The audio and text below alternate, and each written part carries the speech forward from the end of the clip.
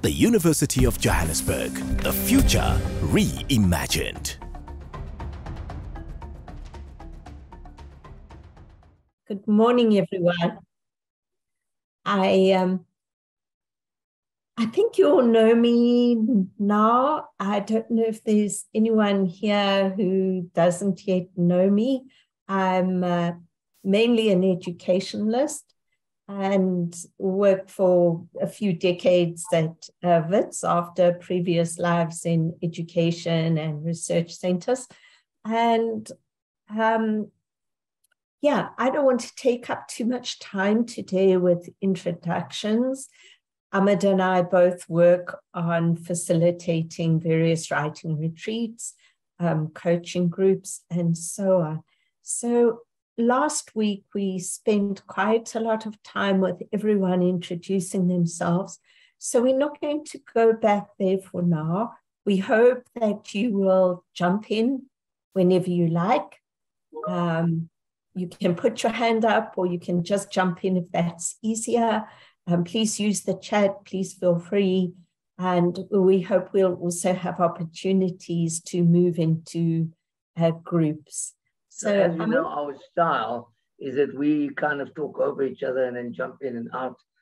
Please feel free to do the same because it really, from our perspective, allows for an exchange and spontaneity, and also will encourage us to work as a cohort, as a group, to get to know each other. And obviously, after the last seminar, this one here, call it a workshop, seminar, whatever you like, my intention is that colleagues will start talking to each other to the point of being able to exchange ideas, values, processes, difficulties if necessary. Moyra, would you add to that?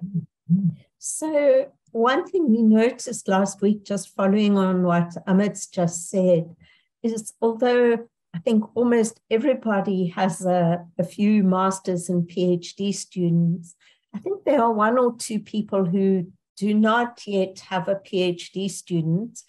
And I know this can happen because of one's discipline or just one's situation at a university.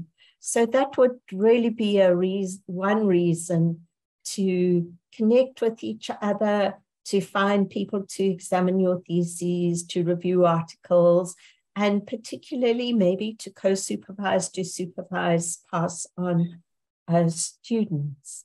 This is really how we help each other.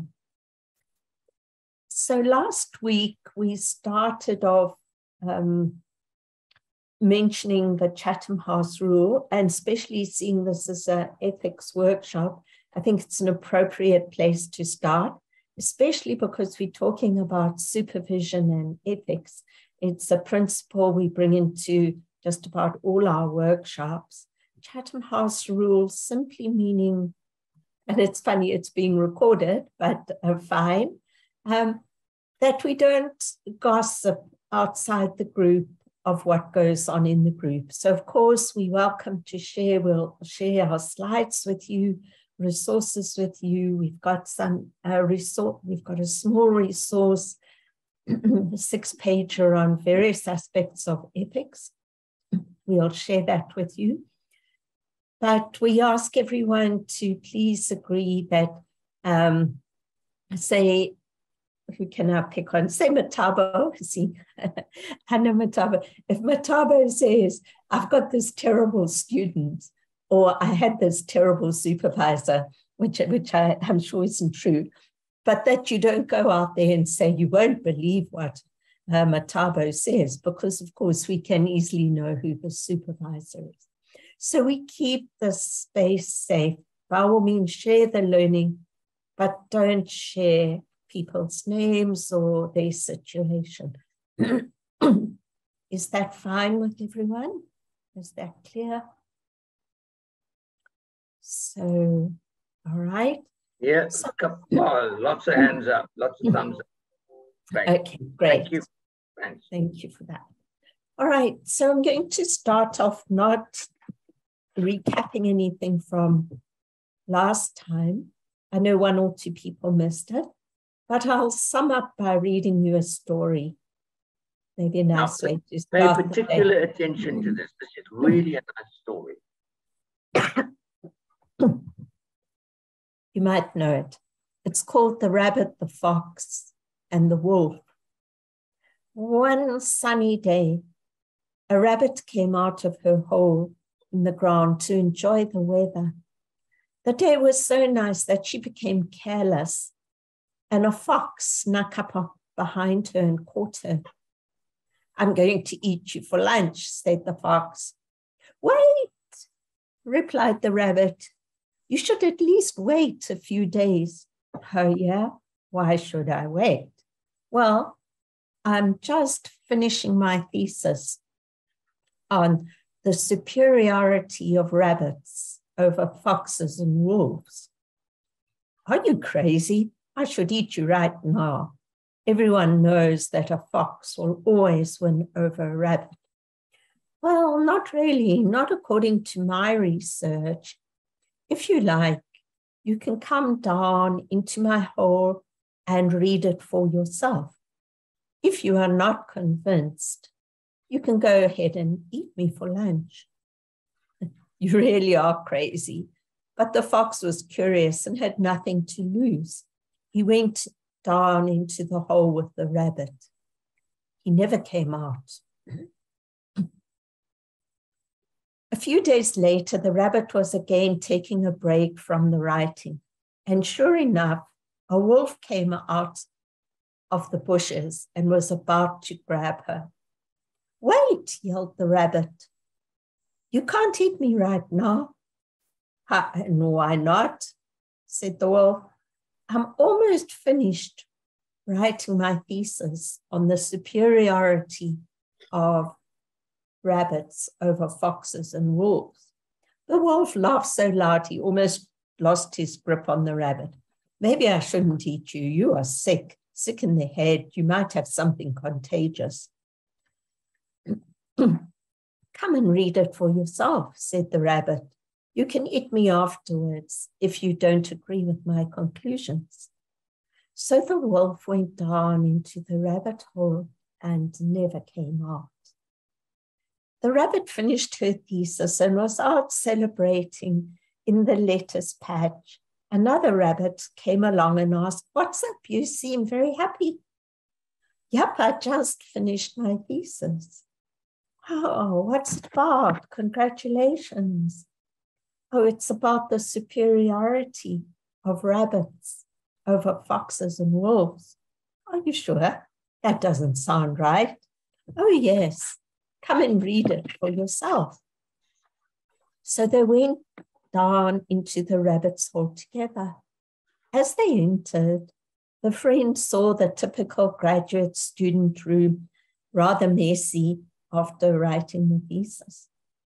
The computer with the conventional work was in one corner. To the right, there was a pile of fox bones. To the left was a pile of wolf bones.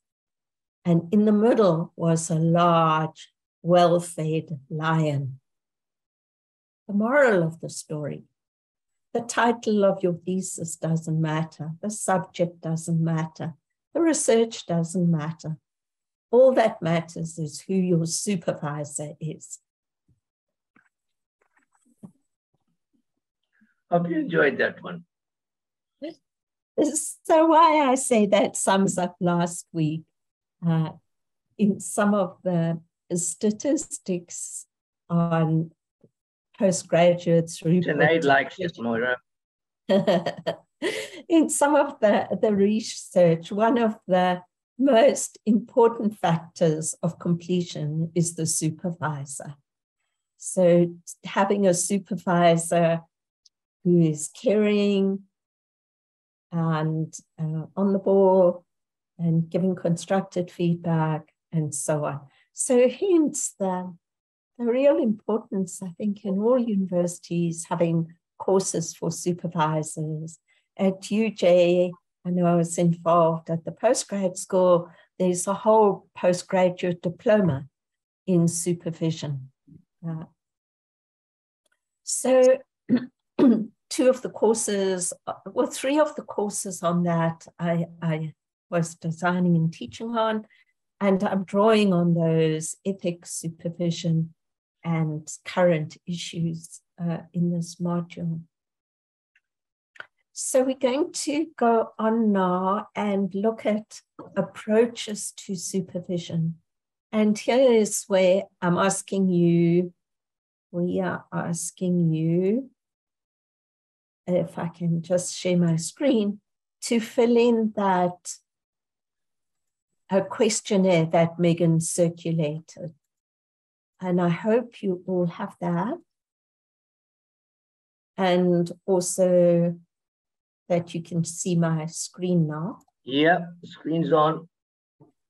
Great.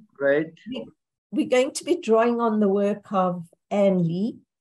This is quite an old model, but it's quite useful, I think, for our context, for discussion of what kind of a supervisor we are, how we approach our supervision.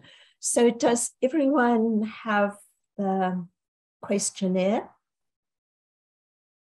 If anyone doesn't, please just let us know and we can send it to you. Actually, I should be sharing that screen. I'm just looking for it. Yeah, I was going to ask you, can we share it?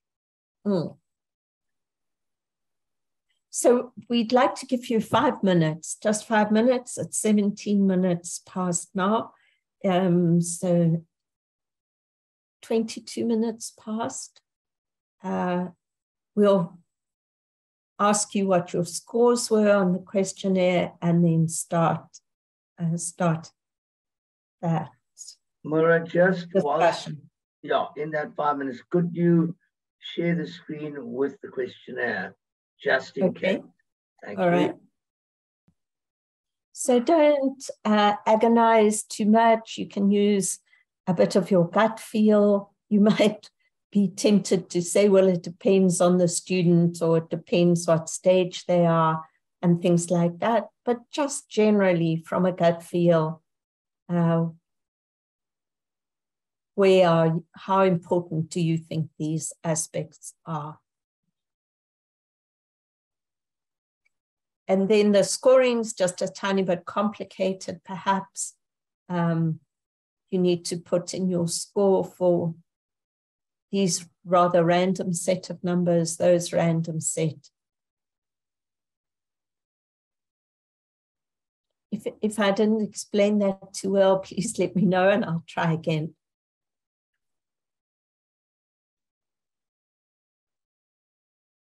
May you please explain again, Prof? Okay, so you need to tick one of these numbers on the like it scale. So something like I always arrange a date for the next meeting before we finish the current one. Well, if I answer that, I would say, I tried to, but maybe it's not possible. So I'd probably give it a 3. Just go on. I don't agonize. In my case, I would put it as a 5 because I always do that. I'm kind of like rigid about it because then I know what I'm doing. So each person is going to do it differently. Yeah. I keep copies and records of each meeting, number 6 with my student, for example. I would probably give that a 4. I think it's very important, but I don't quite always get to it. But I do think that's very important. Maybe I give it a 5. So just do as best you can in a short time. And then when I come to question 1, I said I gave it a 3. Question 6, I gave it a 5. So you'd add up that score there, that score. This functional critical thinking we're going to explain later. So just ignore the labels there. But you need to put question 1 score there, question 6 score there. So it's a bit of a mission going back and forth, I agree. It's the way it's set up. Is that okay? Thank you so much, Professor. Okay. Maybe more, a couple more minutes. Yeah. We wait another couple Right. of minutes. And the purpose of this session, Ray, this part particularly, is to reflect on how we do things. Then we can have a discussion on that.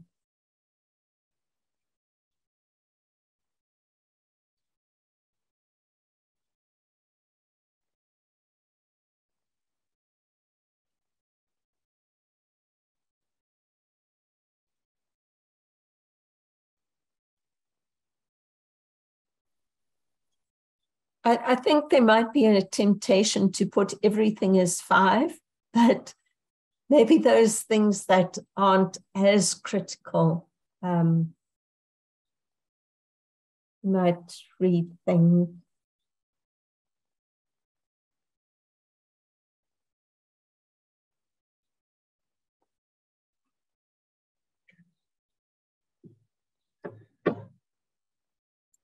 And what would be very nice is if you can post in the chat your highest score, just the name of the category. So I could put in there,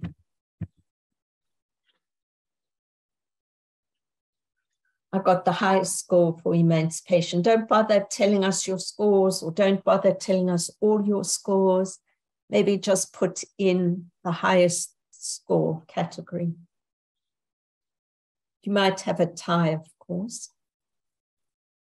In which case, put both on. Yeah.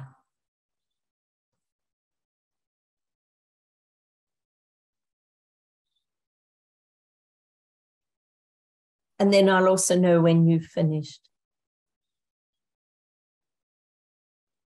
Okay, in between you were talking, we are at the 5-minute point. Should we just go on for 2 more minutes, Moyra? Yes, till we've got most people's. Okay. Thanks, Biso. Prof, can we go back to the questions, please? Yeah.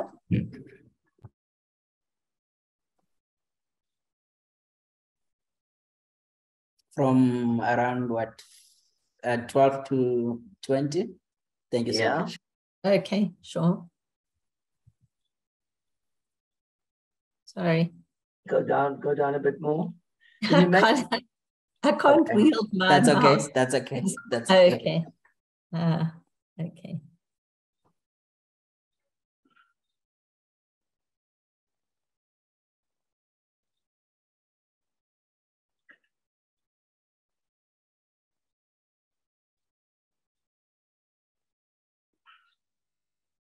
And then let me know if you want me to move on to the next section. This copyrighted questionnaire I wrote to Anne Lee personally, who said, sure, we can use it. So this would also be available for you.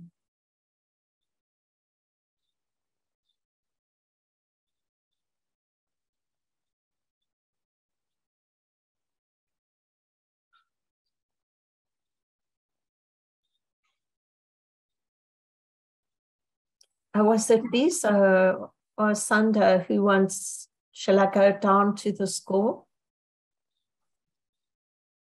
Yes, Prof. Yes, I There appreciate you it. are. Thanks. Okay.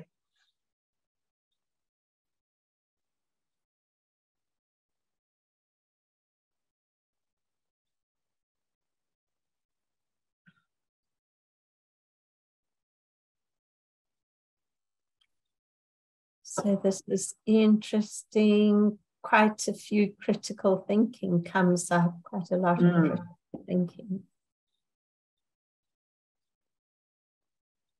Yeah, we've got critical thinking, functional, and emancipation.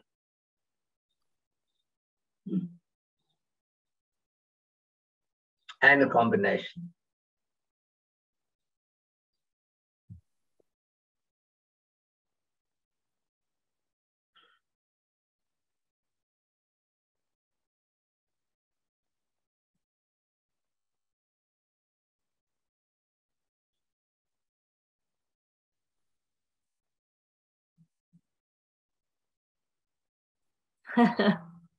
Wow.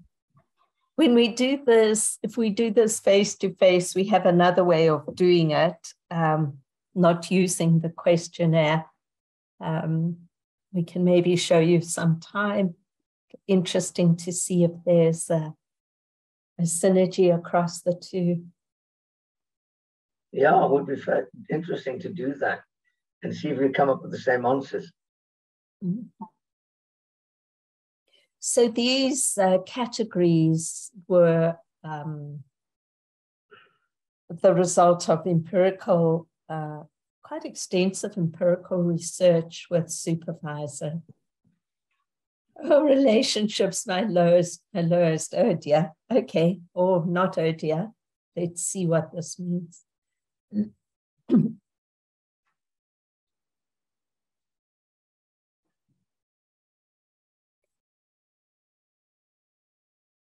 So, shall we go on? Yep, I think we're fine. Okay.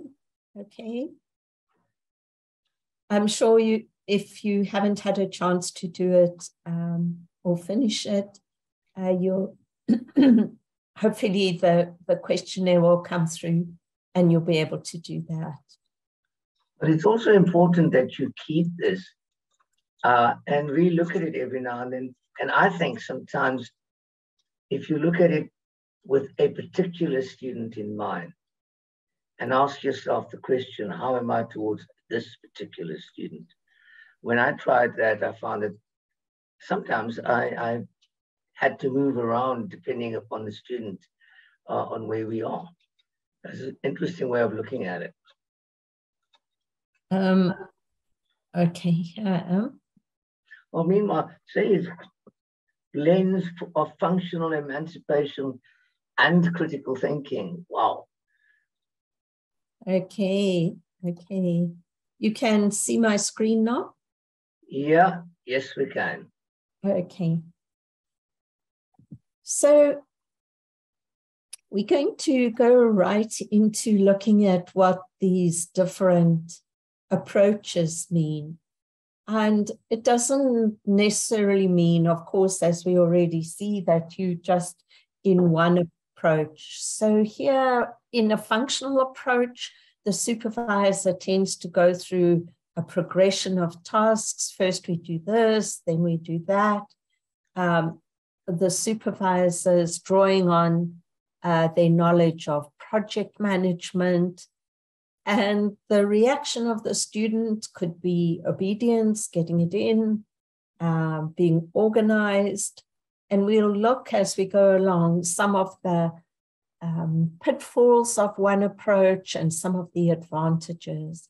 So in acculturation, gatekeeping sounds a bit negative. It could also mean an introduction to that particular discipline's culture. But also making sure that the student meets the requirements in that field. So it would be a diagnosis, also coaching them into it, role modeling. They would be someone who is an expert in that particular field. So critical thinking, evaluation, challenge, typically would write feedback as so what else, what if kind of thing, pushing them. So the supervisors focusing on argument, analysis. Of course, the student might develop a sense of inquiry or simply fight or flight if it's a bit too powered or directed at them. Emancipation is far more like experiential pedagogy, student-centered pedagogy, mentoring, supporting, more working alongside, and also expecting the student to develop on their own. So it would be focusing on personal growth, perhaps more on the student than on the product. And relationship of course, is this is usually a long-term relationship, more than an honors, obviously, or even perhaps our undergrad students. So emotional intelligence, we could put in there cultural intelligence as well. More understanding what the student needs, maybe different students' needs. I'm going to just carry on for a little bit and then ask you how that sits with your score. So here is a brief description of them. As I've said, critical thinking. They ask students encouraged to question, analyze, emancipation to develop themselves.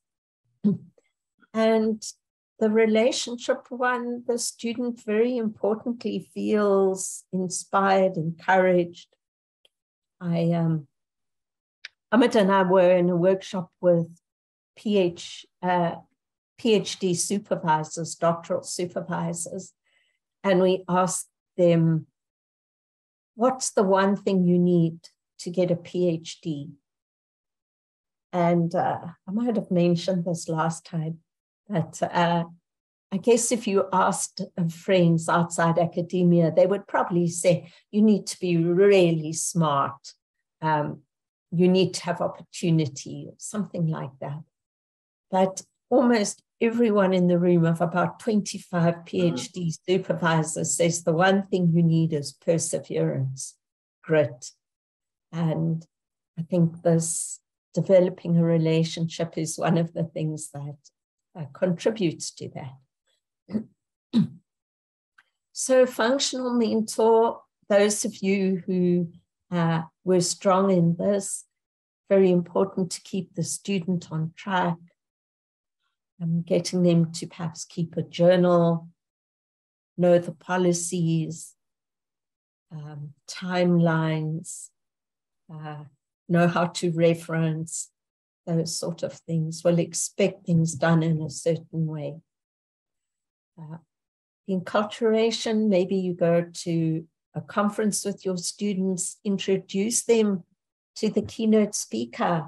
This is my student, they're doing such interesting work, and so on. This is the kind of mentor supervisor who takes a dual role, but really kind of pushes the student in a very positive way, and promotes the student really carefully with a lot behind it. And I think somebody was going to say something. I think I cut someone off. I do apologize. Oh, I'm not always seeing the hands, so please just interrupt me. No. All right. Please go on. Okay. So, Ahmed, I think you had the good fortune. Jeremiah's got his hand up. Jeremiah's got his hand up. Please come in, Jeremiah.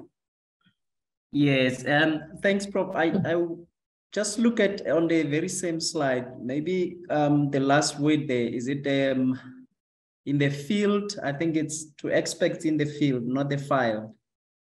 Oh my goodness, yes. Thank you. Well done, well spotted. Someone's reading the slides. Thank you. I must try to remember to correct that. Thank you. Anything else? Okay, so you can see, I'm sure you can think of examples. Moyra's got his hand up. Thank you so much, Prof.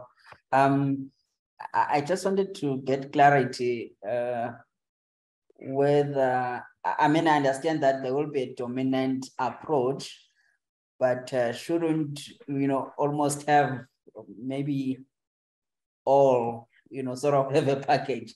Because I would imagine that you want a supervisor who's not only knowledgeable on the field, who's not only focused on, managing the project, but you want someone who will also connect you, with other, perhaps colleagues, other institutions, so that, your life perhaps after, the project or after that PhD would be much smoother.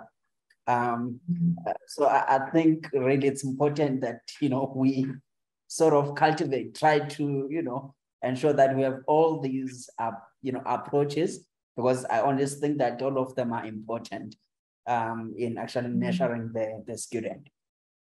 Thank you so much, Prof.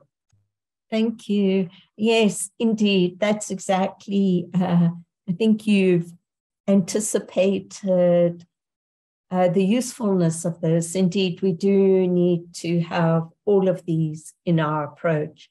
And part of the use of assessing ourselves is maybe to notice where we are neglecting some of these things. So I think you put it exactly well. Yes, we do need all of them. Thank you. Thank you for raising that now. That's where we're going. So we can reflect for ourselves, what these things mean. Facilitating cultural borders. It might mean advising a student, say at their first conference, what to wear even. It's so different in different disciplines. In health science, they always wear a suit and dress up.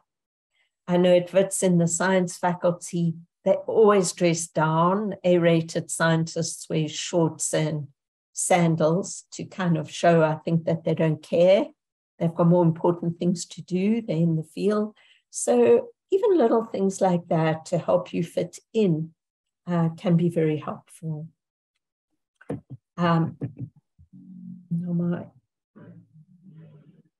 Okay, so the critical thinking one,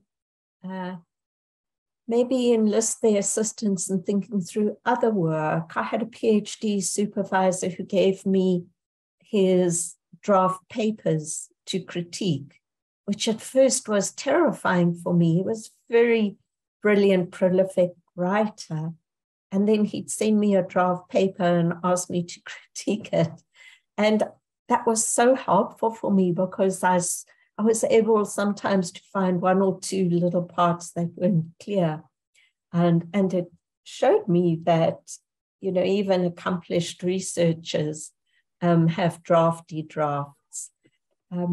Discusses topics, asks their opinion, and doesn't just have, and I think this applies to all of these approaches, doesn't necessarily, it's not just a ping pong match of send a chapter, send it back, send the next chapter, send it back, but actually talks about the work.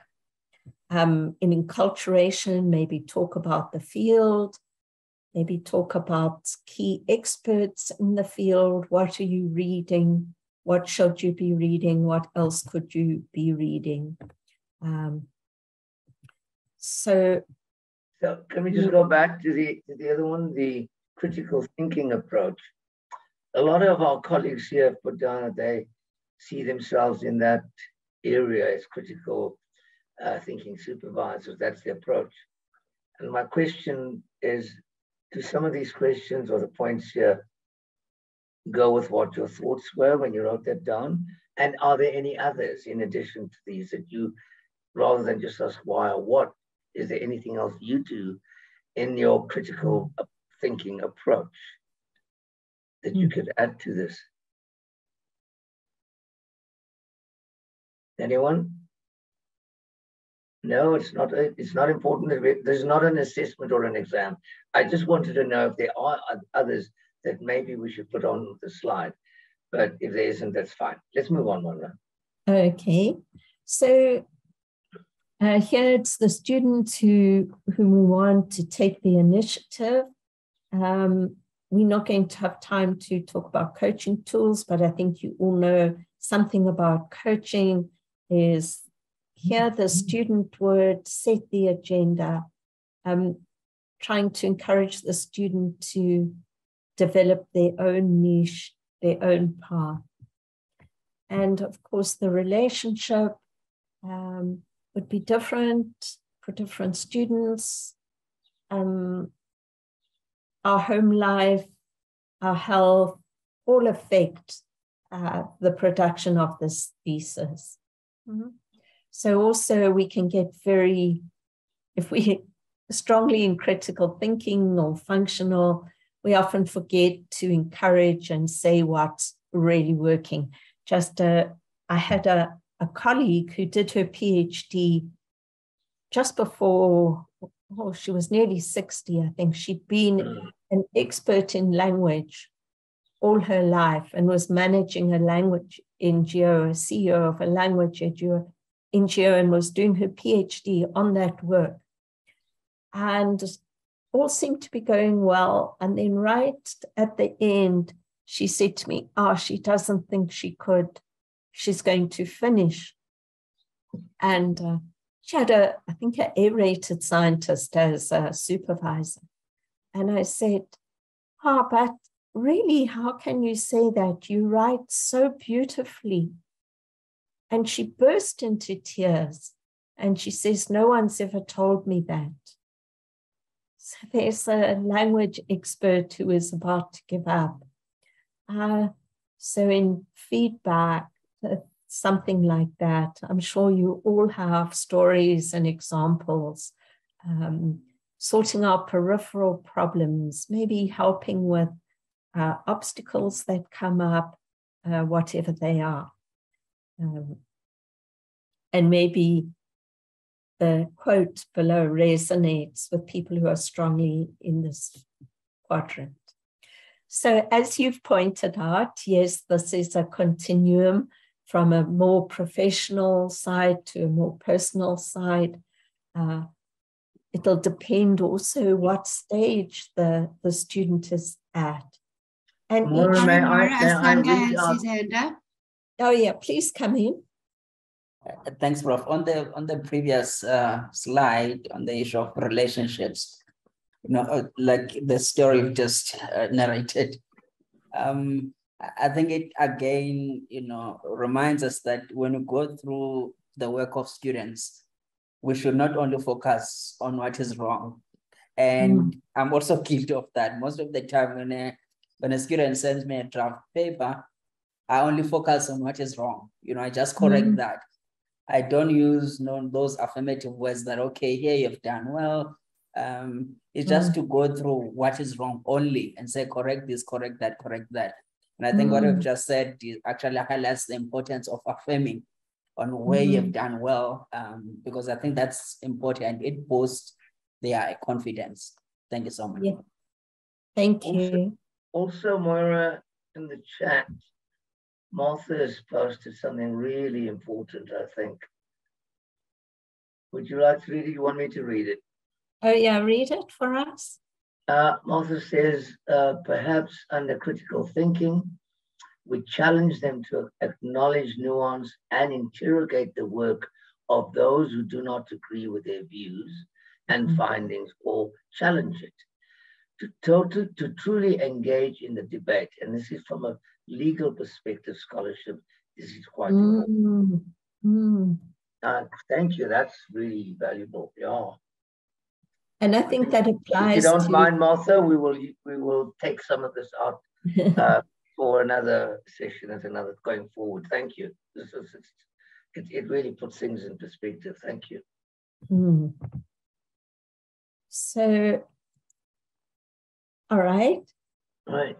So one of the results of a strongly functional approach, or maybe exclusive approach, the student might need explanation all the time. I've had students say things like, how many words in chapter 1? How many pages is chapter 2? Always expecting that this is some kind of compliance exercise. How many references must I have? But a student could also become independent through this, being able to organize their lives. It also could depend, as you see here, a student might be more inclined to one approach to their own work than another. So in my case, I had a supervisor who was probably very strong on emancipation and relationship. And I was leaning that way as well. So when I got to just about the end of my PhD, there'd been very little functional input, and probably none. So I didn't know where my references were. I had some papers in my bedroom, some in the boot of the car. I didn't know where I'd left all my data. And that was a really hard lesson, cost me a few months just to get the functional part right. So I wish he had warned me beforehand. So exactly coming back to that. So whereas in my case, with my supervisor, who still is a mentor, we went across from functional to relationship and back. And eventually we lost functional, we lost enculturation. We didn't have to talk about critical thinking anymore because I had now seemed in his eyes to have accomplished that section. But the relationship still remains. I'm not dependent on him anymore, but the relationship remains. After all these years, he's now 82 years old, that relationship still remains. And the point is that by developing this kind of a relationship, and I'm not saying that everybody should do it. I'm saying that there are opportunities where people can actually use that going forward. But there are opportunities for you to be a functional supervisor. And once you've gone through this with a student in the PhD and they've done and they elect to move on, that's great. It's just as good as developing a relationship. So no one way is the better way, is all I want to make a point about. That you can be any one of those or you can do all of them. And you decide where you want to be at which time. Jeremiah's got his hand up again. Please come in, Jeremiah. Yes, thank you, Prof. I just wanted to ask one question related to the relationship between supervisor and a student, especially in the era of where also there is sort of an emphasis put on the rating. Now, I'm not sure if this is the correct, I just want your help or your thoughts on it. How do you then get to detach yourself, given that at some point when you apply for rating, you are told that if you have been working with your supervisor throughout, and then when you go and apply for rating, that might be viewed as the work was done by your supervisor, obviously. How do you then get to a point where any time and then you get to detach yourself for a little and then work with other people and while still maintaining the relationship? Thank you. So you want me to start, Moyra? Well, shall we see if anyone else is also has that concern or question? Any examples? Please do join in the conversation. I know many people are experienced in this. So whilst people are thinking about it, yes, please come in. Please come in and say, you know, Jeremiah, you have an absolutely right approach here. When does one do that? And whether you have a functional supervisor or a relationship or development supervisor, the student, it is good to have your supervisor encourage the student to start early days becoming independent. And by the time you as a student who's now evolved, got your PhD, moving on to your own track in your own direction. Often NRF wants to see how many sole authored publications you have. For promotions committees, they want to know your actual role in each of the publications subsequent to your relationship with your supervisor, meaning subsequent to your PhD.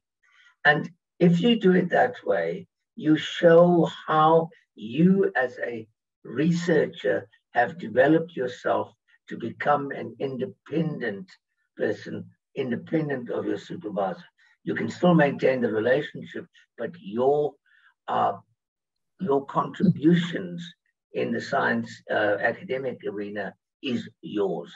And that's what is sought after in promotions NRF ratings, in grant applications. And that's why, and I'm just deviating a bit more, in one's application and CVs, whoever's been with me knows I insist on saying things like, my role in this particular publication was, and to emphasize what you as a researcher have been doing. I hope that answers your question, Jeremiah. No, absolutely does. Thank you, Prof. Okay. All right.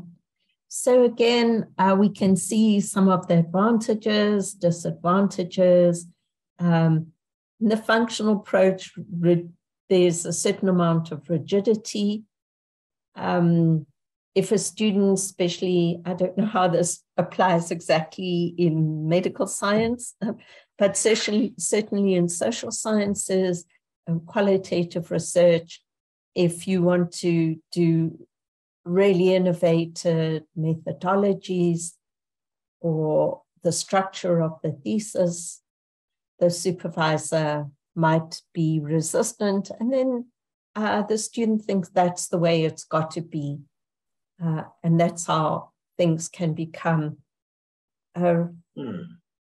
really rigid. So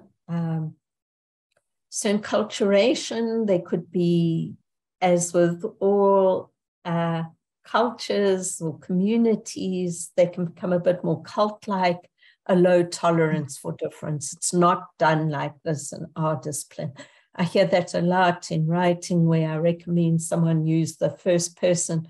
Oh, they're not allowed to do it in their discipline for no good reason except that it's not allowed.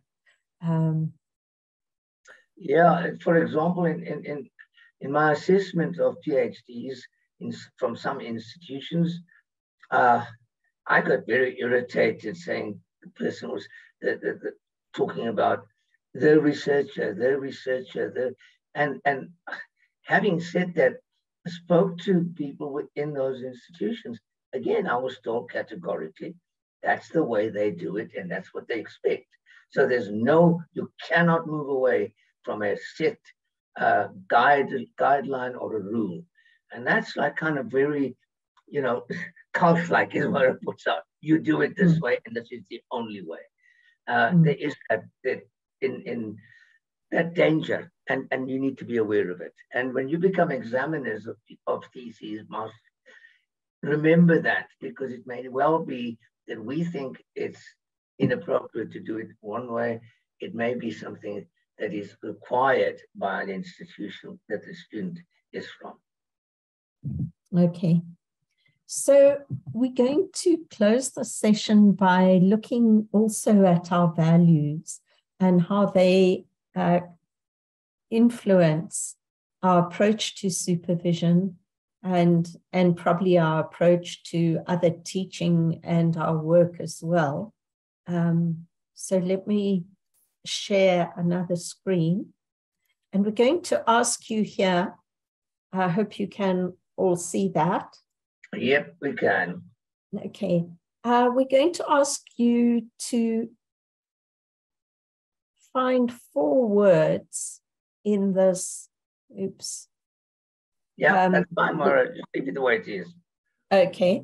In this list that really resonate with you. So we'll only spend 1 minute doing this. So don't agonize too much. Doesn't mean it's what you're particularly good at. It doesn't mean what you have to do for your job. You might have to be efficient, and you are efficient. Obviously, you wouldn't be here. But what really lights you up? What energizes you, brings you joy?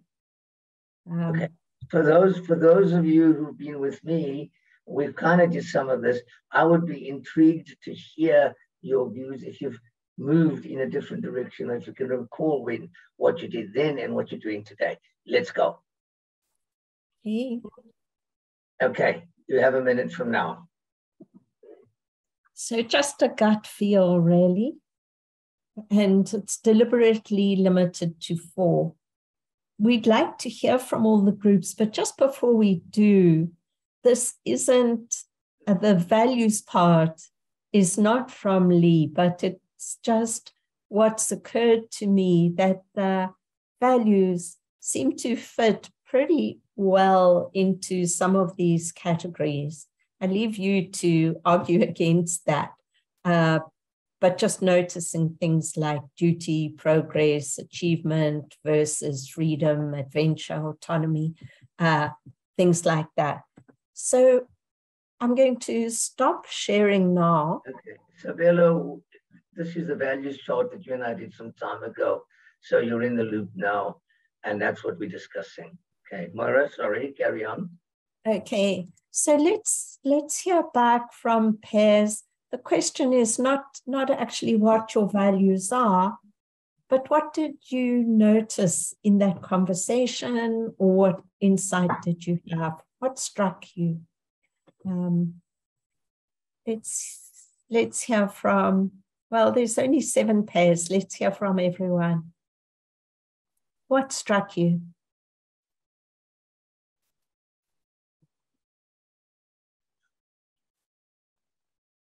I'm gonna pick on people that I know, so they know what I'm like. So Can I pick myself, Prof? Oh, okay, Bizo, please. Okay, thank you. I had a very interesting one with Nomvano from UNISA. She mentioned that because she's a firstborn, her first instinct in research is caring. She first has, yes, for me, I was also surprised that because she's a firstborn, the first thing would be to take care of the students that she's supervising and also understand them better before even the research can Sorry, come I'm going to interrupt for 1 minute. Yes, I see it. Okay, go. Okay, thanks. All right, carry on. Sorry, yes, carry on, please. Yes, so for her, what struck me is that because she's a firstborn, she cares for people, and also she would like people to collaborate with each other. It means students, they must extend the extra care towards each other in the group. So in that way, she'll be promoting the freedom of interaction and sharing information amongst them as a group. But I was not aware that even your birthplace in a family can sort of attest to the way we supervise research. Thanks. That's a very interesting way of doing it. Yeah, thank you. Yeah. And any other pair would like to come in? You know, we've got a hand up. We've got a hand up, Moyra. Okay, thank you. And Saeed, we've got 2 hands up. So we start with Matabo, followed by Saeed. Thank you very much. For me, I chose one of the values was humor and nurturing potential. And when I was discussing it with Aurelia, I told her that for many students who are first generation academics, who have no reference point in their families in terms of anyone who has ever been to university, it can be a very lonely journey. And they have to learn to understand that it is okay not to be okay, and learn to laugh at themselves. That way they can make it and not take things so seriously when things go wrong. And the nurturing aspect comes in where we have to see the student as a human before they are a student, and nurture the human aspect to become a student who can become an academic. And therefore, that builds into the relationship of the supervision, and versatility is important. I was making an example that as a supervisor, you need to promote that versatility in students, that they can learn from other disciplines. You can theorize in humanities using theories from a different discipline to create new knowledge and to think differently or see things differently. And that promotes inter or transdisciplinarity and critical ways of thinking. Thank you. Thank you. Yeah, So I so thought no, I had Saeed, but we actually have Sabelo. I apologize. yeah. I thought I had Thanks, Saeed. Matabo. It's lovely. Tabo, thank you. That's There- really, oh, that's good. So So I had Jeremiah, but I think one thing that struck me was that none of the values were common between me and Jeremiah, which I thought was strange. But yeah, but I think so. Some of what came up was around values of being collaborative. I think his research actually allows that, because in chemistry you have to collaborate. I mean, you can't do stuff by yourself. So I think that probably comes naturally because of the nature of the work. But also he's very persuasive, and I believe that Jeremiah is very persuasive. And I think he tries by all means to get people to be in the same page with him. And also he had two other values. So let me just check now. And also he is inspirational. So I think that that also comes naturally with his personality, and he inspires a lot of people, and he's very bold. And I think that's probably what we've learned from him in the last couple of months. Yeah, so those are some of the things that came up in our conversations. Mine were sort of a bit straight. I think I'm caring, sort of, and I think I'm friendly and humorous at times, and I think I'm also quite deficient in many ways. So yeah. yeah. Thanks, Sabelo. Thank you. I think you raise a point that's very useful in your noticing that you had different values. And you can imagine if we're working with someone or supervising someone and we have completely different values that we don't know about. So this is something we can use with students to get to know them. By way of an excuse, you can say in this crazy workshop, you asked to share values. But if you are professional, based in your field, authoritative, maybe efficient, and your student is flamboyant and adventurous and versatile, it would be good to talk about it so you know where you're coming from. And the question that arises from that, of course, is how does caring, as you mentioned, one of your values, or friendliness come into your work? Because if we're working against our values or they're not manifesting, we lose motivation, we lose energy. So if your value is creativity, the question is, how does that come into even a chemistry thesis? What's that mean? Yeah. Thanks, Sabelo. You sparked a lot of thoughts for me. Sahid, please come in.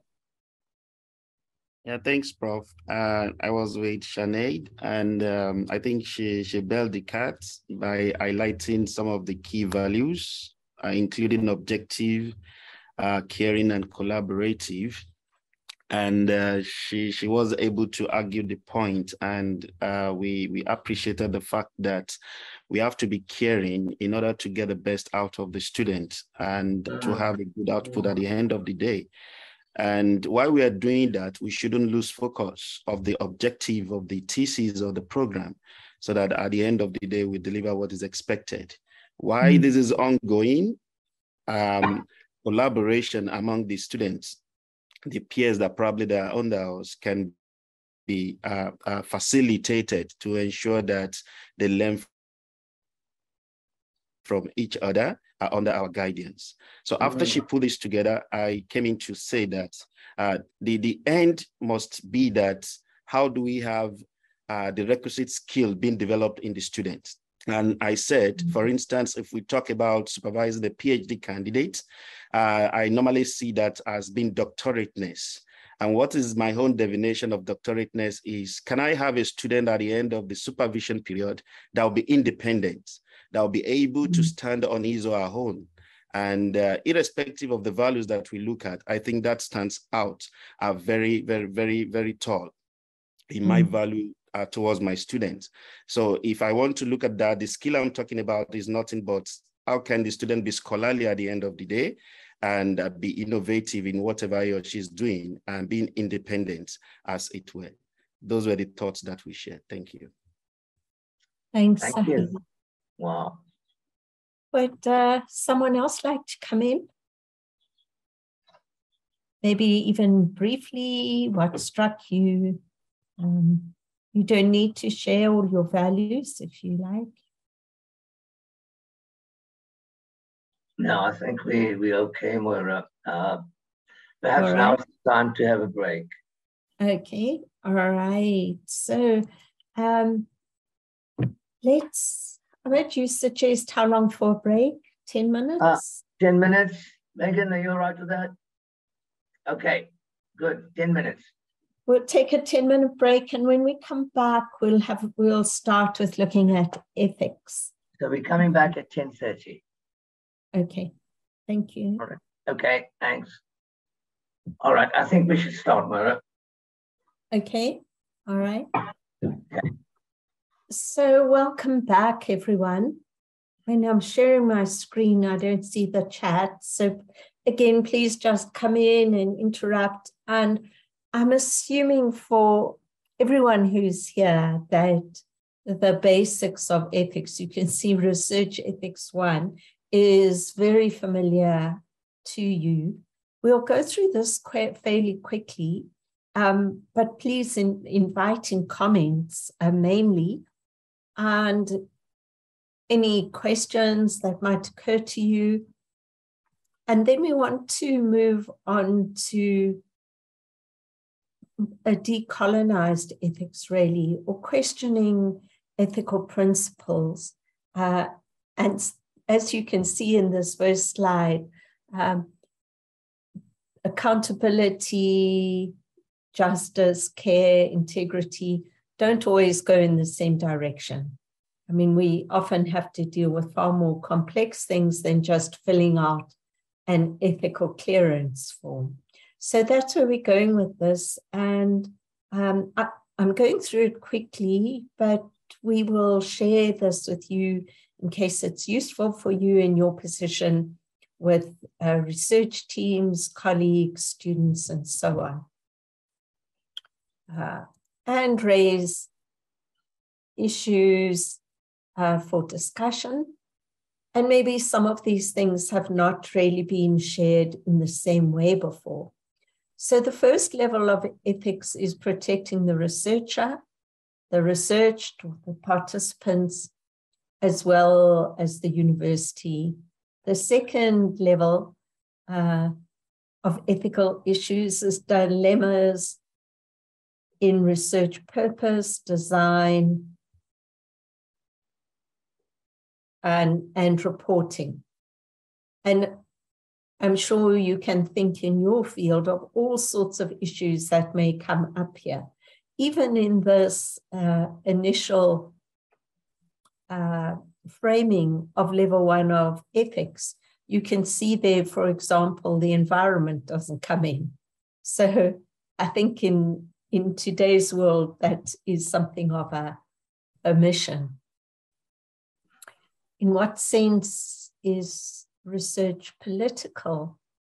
And we can look at that political, meaning where is the power here? With the researcher, the respondents, the community, society. So another framework for ethics is looking at truth. That's the research integrity, care, and justice. And what we're presenting here is that these three things are not always aligned and possibly can't be aligned. I'm not sure how this will come into your field, but sometimes the truth is going to harm someone, even though we talk about confidentiality and anonymity. And we'll go more into these aspects, but just flagging for now that the truth, the justice and care are not always in the same direction. Another approach to consider here is consequential ethics. What are the consequences of what we do?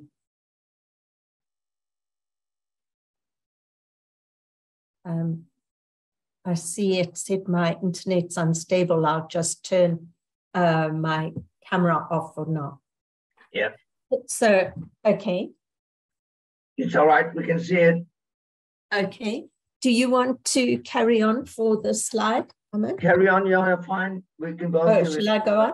You can go on, yeah. We can see it. And if you disappear, I'll come right in. It's fine. We're both doing it. All right. So these are familiar to us: the autonomy, voluntary participation,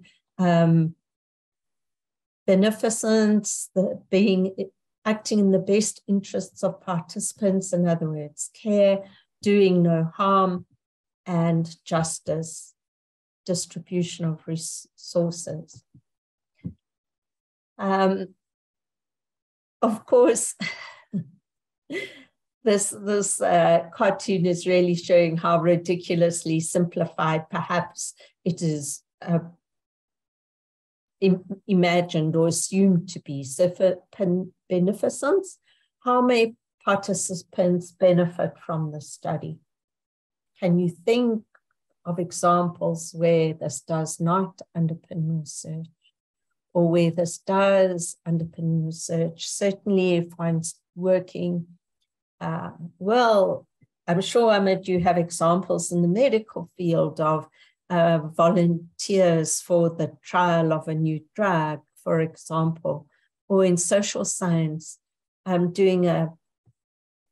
doing a research study in some rural schools, which I'll refer to again. But the first question was, how will the community benefit? And this is very tricky because they started telling me they'd like a soccer field. That is something I couldn't provide. But we had many, many meetings about how the community might benefit from the study. So how may you ensure that your study does no harm?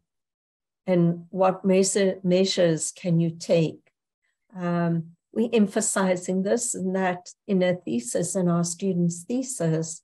It's not really, in many cases, not enough to say ethical clearance was obtained, participants will be anonymous, their contribution will be confidential, their participation was voluntary, so on. It gets a lot more complex than this, even to the extent of who's included, who's excluded. Those excluded, are they losing out on something?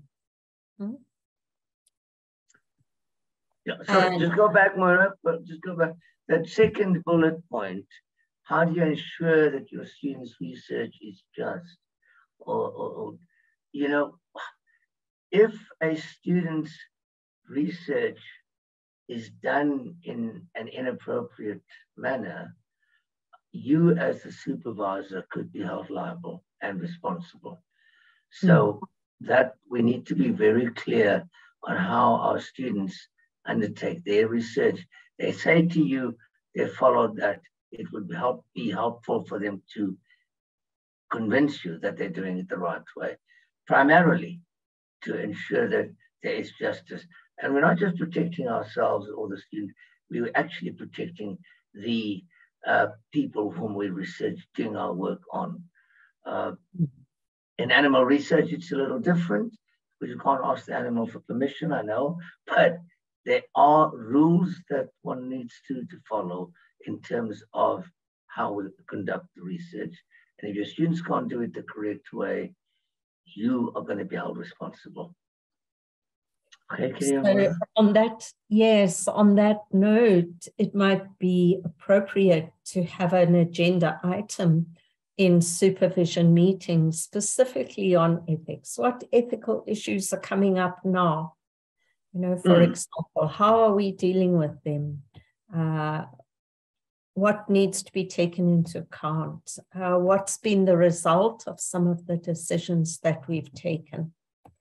And again, informed consent, here's poking fun at informed consent, especially in participatory research. We don't always know what's going to happen next. We don't, research changes direction. To what extent can we inform someone? Does the participant or respondent actually know what the whole thing is about? So if I could, before I move on, you spoke about participants in communities, but for individuals, looking at, and I can cite an example, clinical example, and just so that we understand, most of the transgressions that were first identified came from medical research, unfortunately. But the reality is, for example, at particular hospitals or in a setting where we have patients in public hospitals, or not necessarily in private, but definitely in public hospitals, where the research, the person who's doing the investigation wants to collect blood from a group of patients who have a particular disorder or anything, and they come in and ask the sister in charge to assist, who walks up, and here's the scenario, walks up to the patient who they've identified as one of possible participant. And all that gets told to the patient is before, and this, picture this, the nursing sister holds the hand of the patient, pulls it up, the sleeves go up, and all that is told to the patient is, doctor wants some blood. And the needle goes in. This is a patient who not only has not been informed, but is in a situation where it's a vulnerable patient who has no knowledge of what's being done. Between the investigator and the nurse, they were both liable in going across a line that is very clearly set out.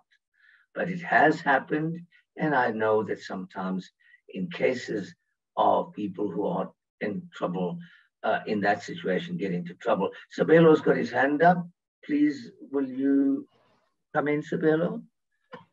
So I was just going to ask about one issue that you're currently talking about now, is that particularly in NHLS, so people would get bloods done for whatever reason, right? It's mostly for diagnosis. And what has been an issue recently is what happens to that surplus blood or surplus tissue once the diagnosis has happened, right?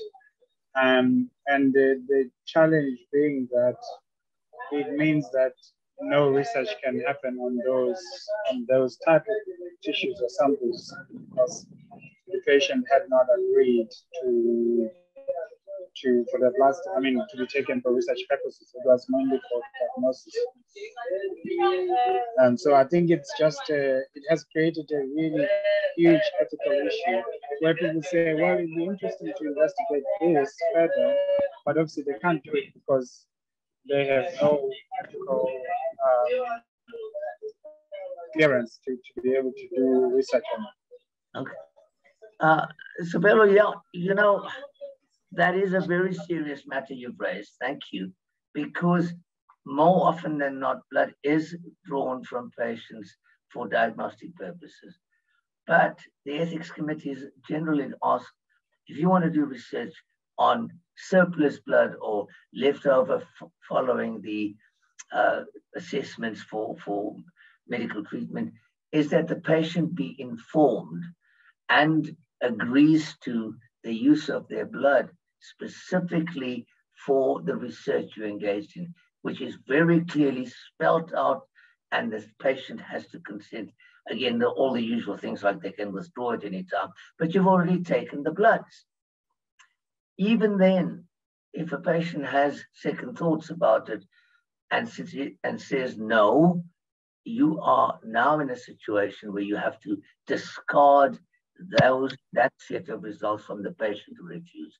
So the point I'm making is any work that is going in for research, even if it's surplus blood, surplus tissue, which has been frozen in laboratories, I know that happens, again, requires specific ethics approval to say, I may use these.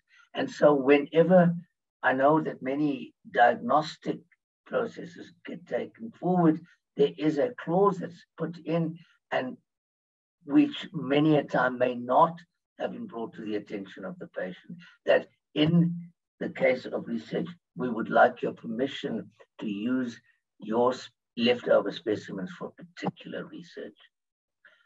It becomes a bit more complicated in that sense, because you as the investigator go in, you're saying things, the patient assumes it's all just for diagnostics, but we actually need to inform them that we could be using or will be using that specimen as well. So, yeah, and clearly ethics committees now require you put that in as a clause specifically for the person. I know that in DNA, collection of DNA and keeping it very rigid rules because of the claims of people wanting to clone and so on. The rules are very, very rigid in how you can use that. Okay, thanks. And I think that's going to come up somewhat in the story of Henrietta Lacks, which probably we're familiar with. Right, here we go. I won't show this whole thing, but here is Henrietta Lacks, and I think you've given us an introduction to this kind of thing. For years, it's Can you like hear? a dream. Yes. About our mother, could this be true? What you don't understand is, Sorry? we didn't know nothing about nothing. Scientists have been trying to get cells to grow outside of the human body, but they would always die. Until Henrietta's cells came along. I want to write a book about your mother. Go healer, that's my mother. Hope I don't regret this. Everyone's saying Henrietta Lacks donated themselves. She didn't donate nothing. They took them and didn't ask. The hospital is guilty, and somebody is going to pay. God won't have a disease cure. He provides one for himself.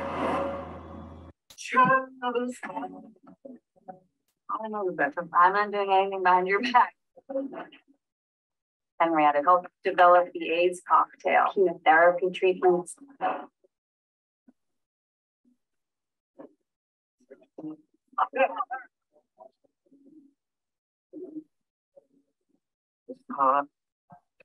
I'm going to stop that there. Yeah, I was about to say, Moyra, if you would give the story and what happened with these healer cells, which in the medical science world is so long. Just so I can try to move on. And here's another explanation, more not from the film, of really the stealing of her cells. And when we send you this, you can watch the whole thing, but we don't want to go into it now just for time. I don't know if you want to say something, Ahmed, about this kind of... Yeah, I think it's important that we should see that little clip. Essentially, healer cells are well used for medical research, have been for a long time. And Similarly, in many other areas, we've used human cell lines for other things and other kinds of research. It does raise ethical dilemmas, and who gets the credit for it in the end? More often than not, it's the person who's doing the research rather than the person who's, in this case, Henrietta. Okay, I think we should stop there with this part. Okay. So I encourage you to look at that, because it's not only stealing something physical as in medical research, but this applies all the way through. And these are things we need to be aware of. It seems sometimes that these are things that happened long ago. There's a whole lot of infamous studies. I think we touch on some of them, the milligram studies, the Tuscany studies, and it does sometimes give the impression they happened long ago. There was a study of fraudulent cancer research at Wits a few years ago, another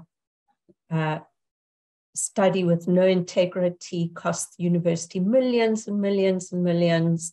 That was in engineering geology. So it can happen all across the board. So what we're going to do is we're going to send to you via Megan a 6-page document which covers all of these. Can I at this point, Moyra, just go through, just say what they were? Do you want to share? Do you want to share it or share it at the end? Well, we could share it at the end, but I think we should send it to everybody. Okay. Yes. But I'll just speak to it. For example, our localized studies known, a professor well-known at Wits did work on it was a, what was it called? It was a research initiated by the manufacturers of a particular anti-cancer drug. The results were presented all over the world in huge fanfare and all of that. And it turned out at the end, and you can read the whole story, I don't want to read it out for you, but it turns out that the reports made by this Professor Beswalder was actually falsified.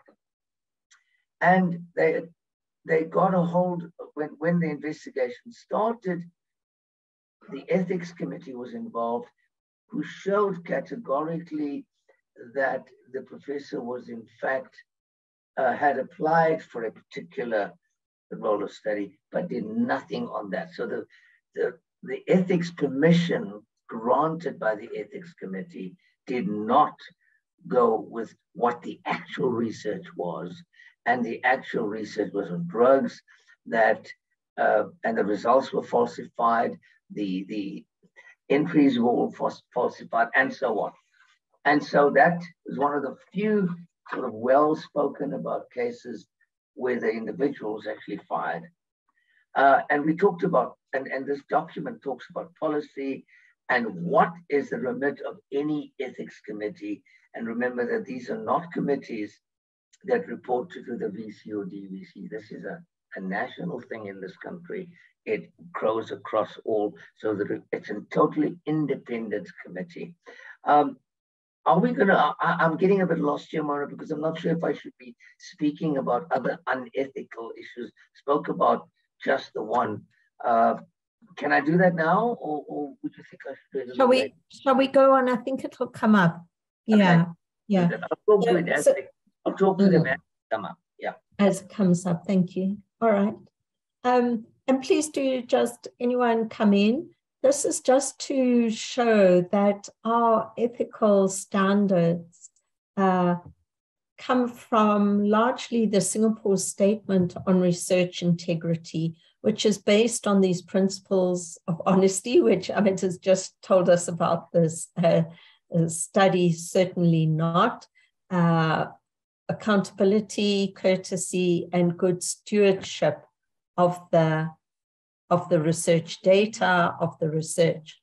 So I'm not going to read all of these, but you will recognize that the researcher needs to take responsibility for the integrity, that you are doing what you said you would do in the ethics committee, that your data is reliable and valid or credible, trustworthy. You're sticking to the policies, the regulations. Students need to be made very aware of what these are. Are the research methods appropriate? Are the conclusions based on critical analysis? Just these three points could fail a thesis. So students often get carried away with, oh, the writing is difficult, or, you know, I'm not sure I've got the right references. But these points are far more serious, and sometimes perhaps not emphasized enough. Even Amit and I are analyzing some data on a very big project, and we saw the questionnaires that were sent to the participants, and that would never get through an ethics committee. Things like, oh, did you not use online learning at all during COVID? You know, or do you know nothing about IT? Well, what lecturer is going to confess to that? But worse on that study is that the participants were identified, named, and you can tell exactly who's doing what, because the number of participants that actually in there was supposed to have been over 200. It was only about 35 or 36. That becomes very dangerous. Right. Because each one of those people would say what they want, what they think the institution wants to hear, because there's a fear that if I confess to not knowing enough, I could lose my job. It's very normal. So they will. And even though the option is do not wish to say, never ticked off in all that study. Not one person said, don't want to talk about it. Everybody was either positive or in between somewhere. It's a hard one, and our responsibility now is to alert the researchers as to the validity of all these and the ethics involved. I was told that this is not a research project. However, it could become still an issue because the manner in which the information was elicited is open to questioning and open to issues of ethics. Thanks, Ahmed. And another example I notice very frequently in education research is a student will start off saying, you know, teachers don't know how to teach chemistry. I'm going to do observations in the class. They don't put it quite like this, but essentially do observations in the classroom to show how badly they teach. I think, really? I'd love someone to come decided. Yeah. Yeah. Yes. Firstly, they've already decided, but you know, how do you ethically go in with the intention of exposing how badly someone teaches, even if supposedly they are anonymous? The teacher themselves knows, the school knows who it is.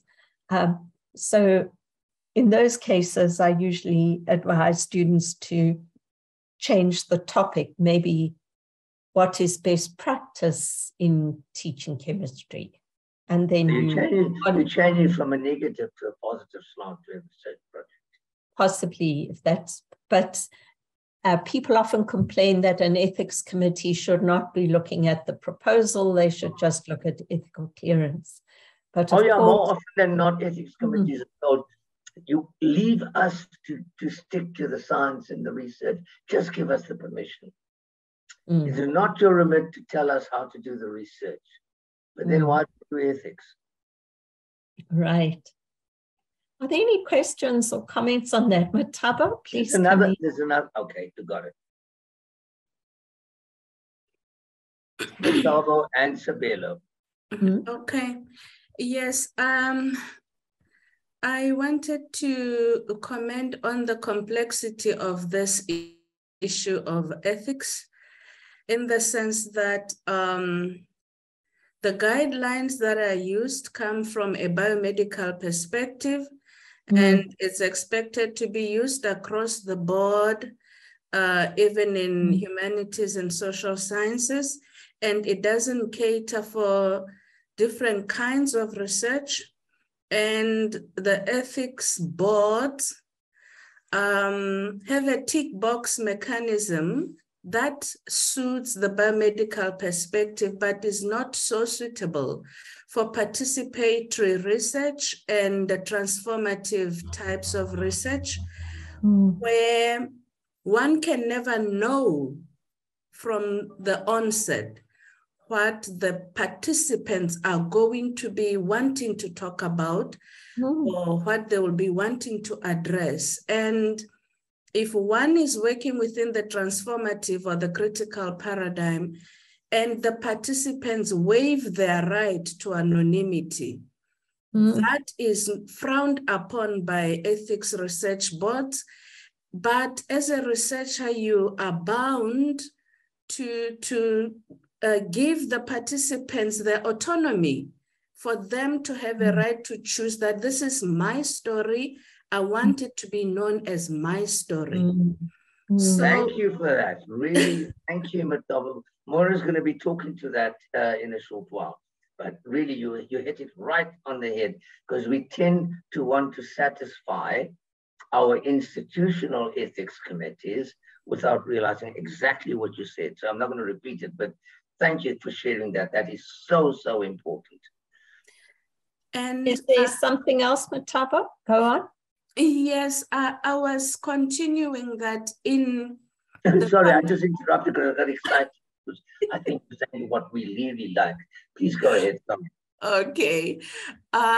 In the context that we do research in the rural communities and where the cultures are different, for example, you have to go through the chief to access the community. And the chief tells you, for example, I wanted to work with elderly people in a community who would be knowledgeable about the culture of the people. And the chief identified the oldest people within the community. That means the chief already knows who the participants are going to be. And in that way, how do I justify informed consent? Because now the chief has identified these people, they cannot say no to the chief. They might sign informed consent, but how informed is it? And are they really consenting because they want to, or because it's a directive from the chief? So, okay, and to add to that, Mataba, what about those guys who get told a sheet of paper put in front of them and not be aware of what's being done and get told the chief's given us permission, please just sign here? Yeah, so those are the kind of challenges that really need a rethinking of the ethics processes that universities use and how it can be more accommodative of our contexts and cultures so that it fits all the types of research that we are engaged in.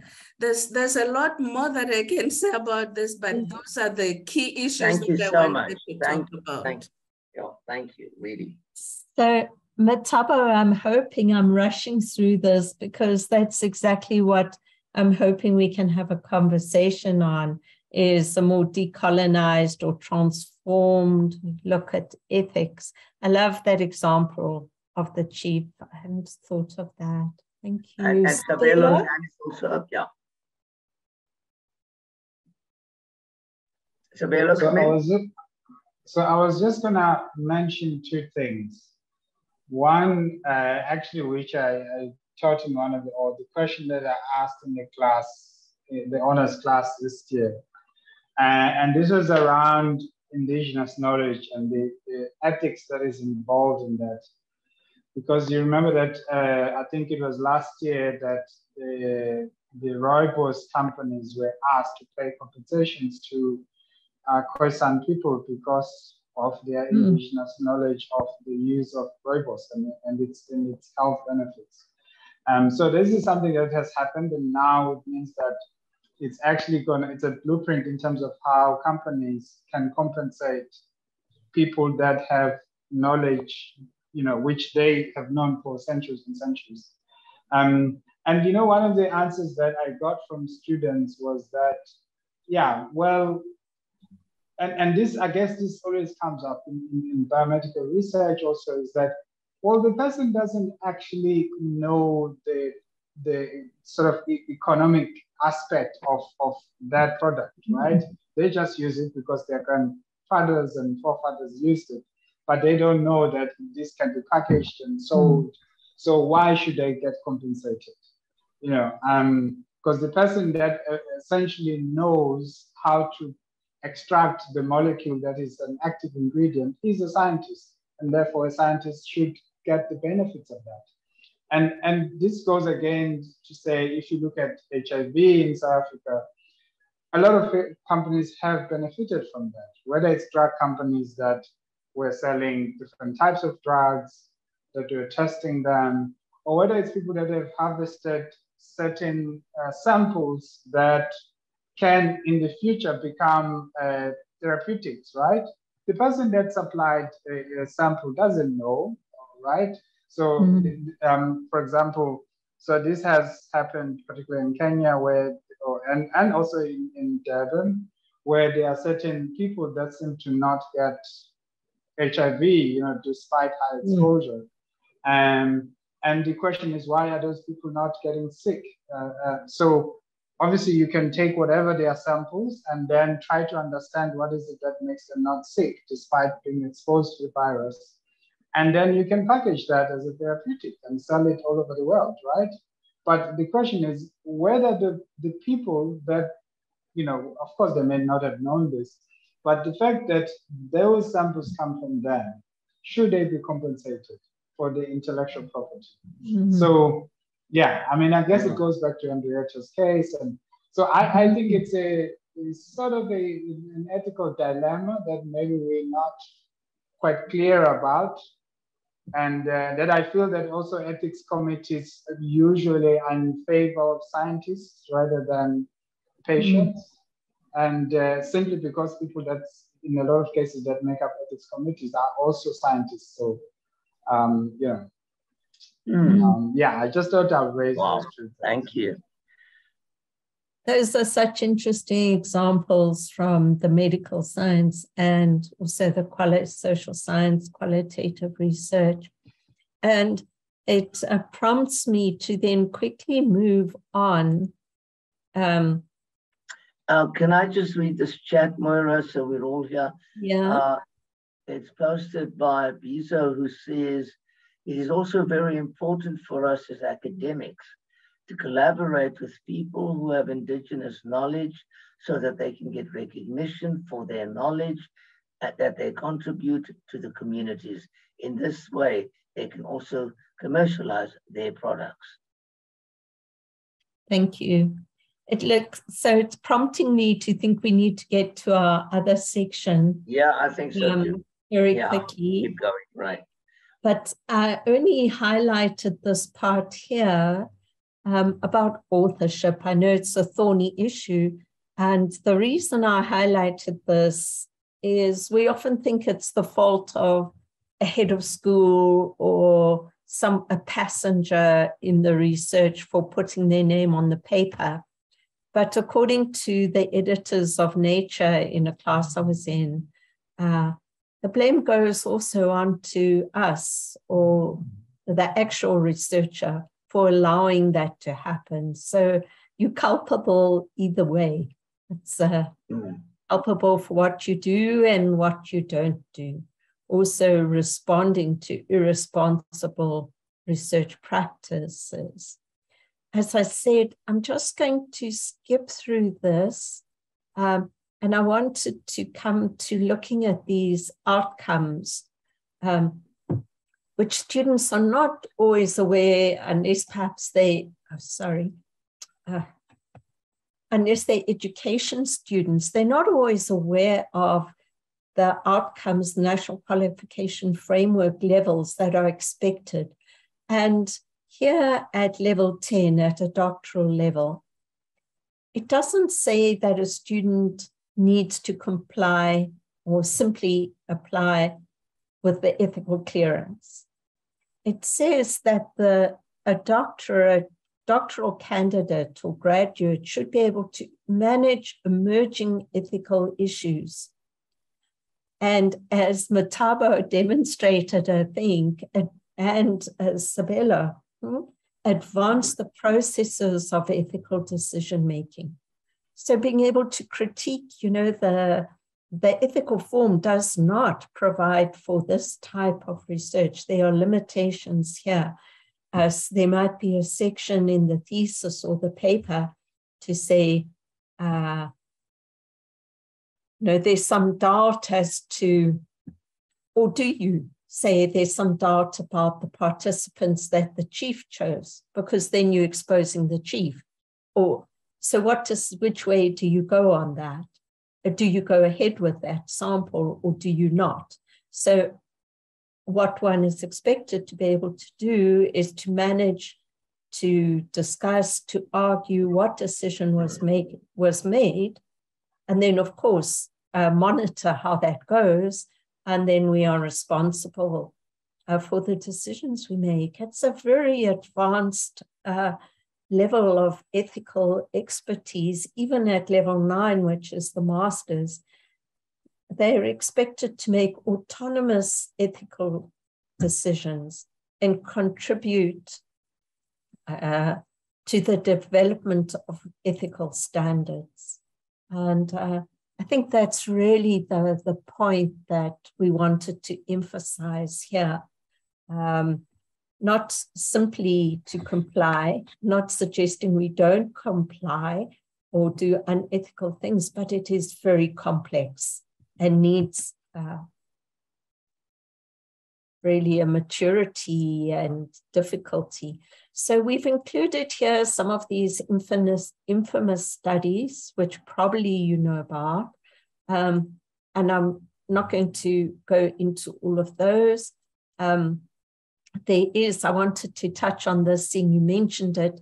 There is a YouTube here on a SAN code of ethics, just exactly for what you put forward about the rooibos. It applies to the moringa. It applies to all sorts of other medical research, social research, where a SAN community has come up with their own code of ethics to protect them from exploitation.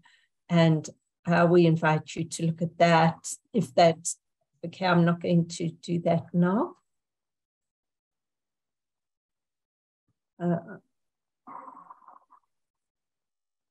Sorry, I just can't seem to move on from here.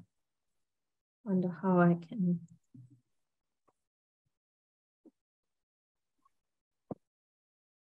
Sorry, I'll stop sharing and then I'll come back to it.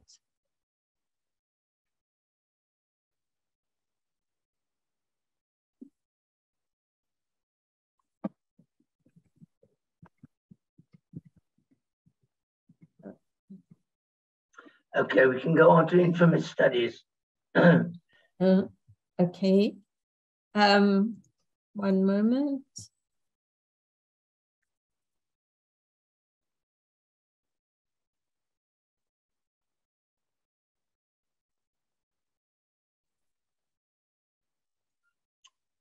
Do you want me to share Moyra on this? No, okay, there you it's go. There you fine. go. Okay, fine. Okay, this is where I wanted to, I think we wanted to get to. Yeah. Was making things a little bit more complicated.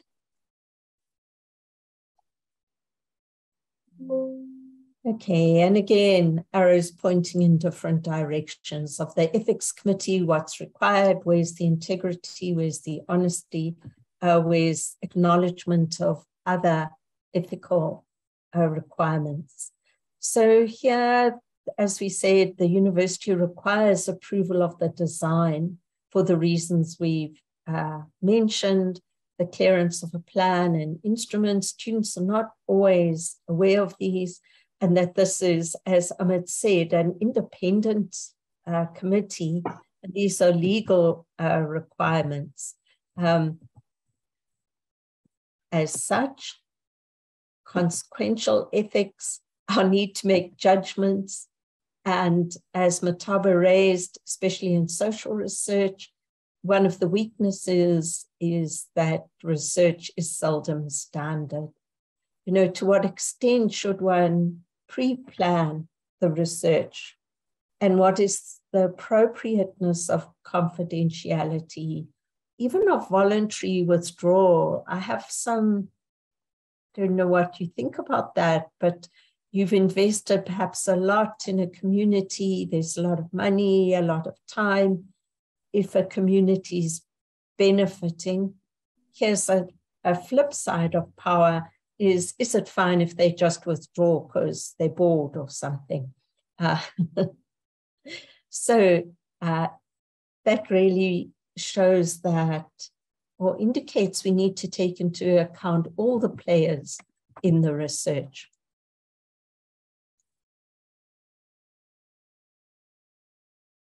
And one of the complicating aspects is the goals of the research may be different for the participants, the researchers. The academy just wants to get the PhD finished very often, or the research published. And what about the public? And the researcher has responsibilities to all of this. There's also the question of who owns the research. I think that was alluded to in the example of the Rooibos tea. So the complexity of engagement and creating a possible proliferation of expectations. I'm going to draw quite a lot on rural research in education here, where communities, as I mentioned, wanted a soccer field. How were they going to benefit? When I asked the one community of high school, primary school parents, students, the main question was, what would relevant science be like for your community? They said to me, we are hungry. Then I thought, oh dear, that doesn't answer the research question. And then I thought, maybe I'm asking the wrong question. Who asks the question? So we arrive at, is this appropriate? Let me go on. Mentioning again, emphasizing the unstable environments, not only, well, we've seen examples, especially during COVID, interruptions, participation changes, people die, people move, people no longer want to participate. Things might go in an unpredictable direction, hopefully. Otherwise, maybe one is just confirming one's assumptions. And when research changes direction, that's often very interesting. So here I'm giving a picture of how perhaps conventional ethics committees position themselves. And here is the school in the rural area I mentioned, where some of the elders have come together to listen to my explanation of a research project. The project, what would relevant science be for the community? And I started off by saying all participants will be anonymous. What you say will be confidential. Participation is voluntary. And you can see the bemused looks. They're very unimpressed of the elders in the community.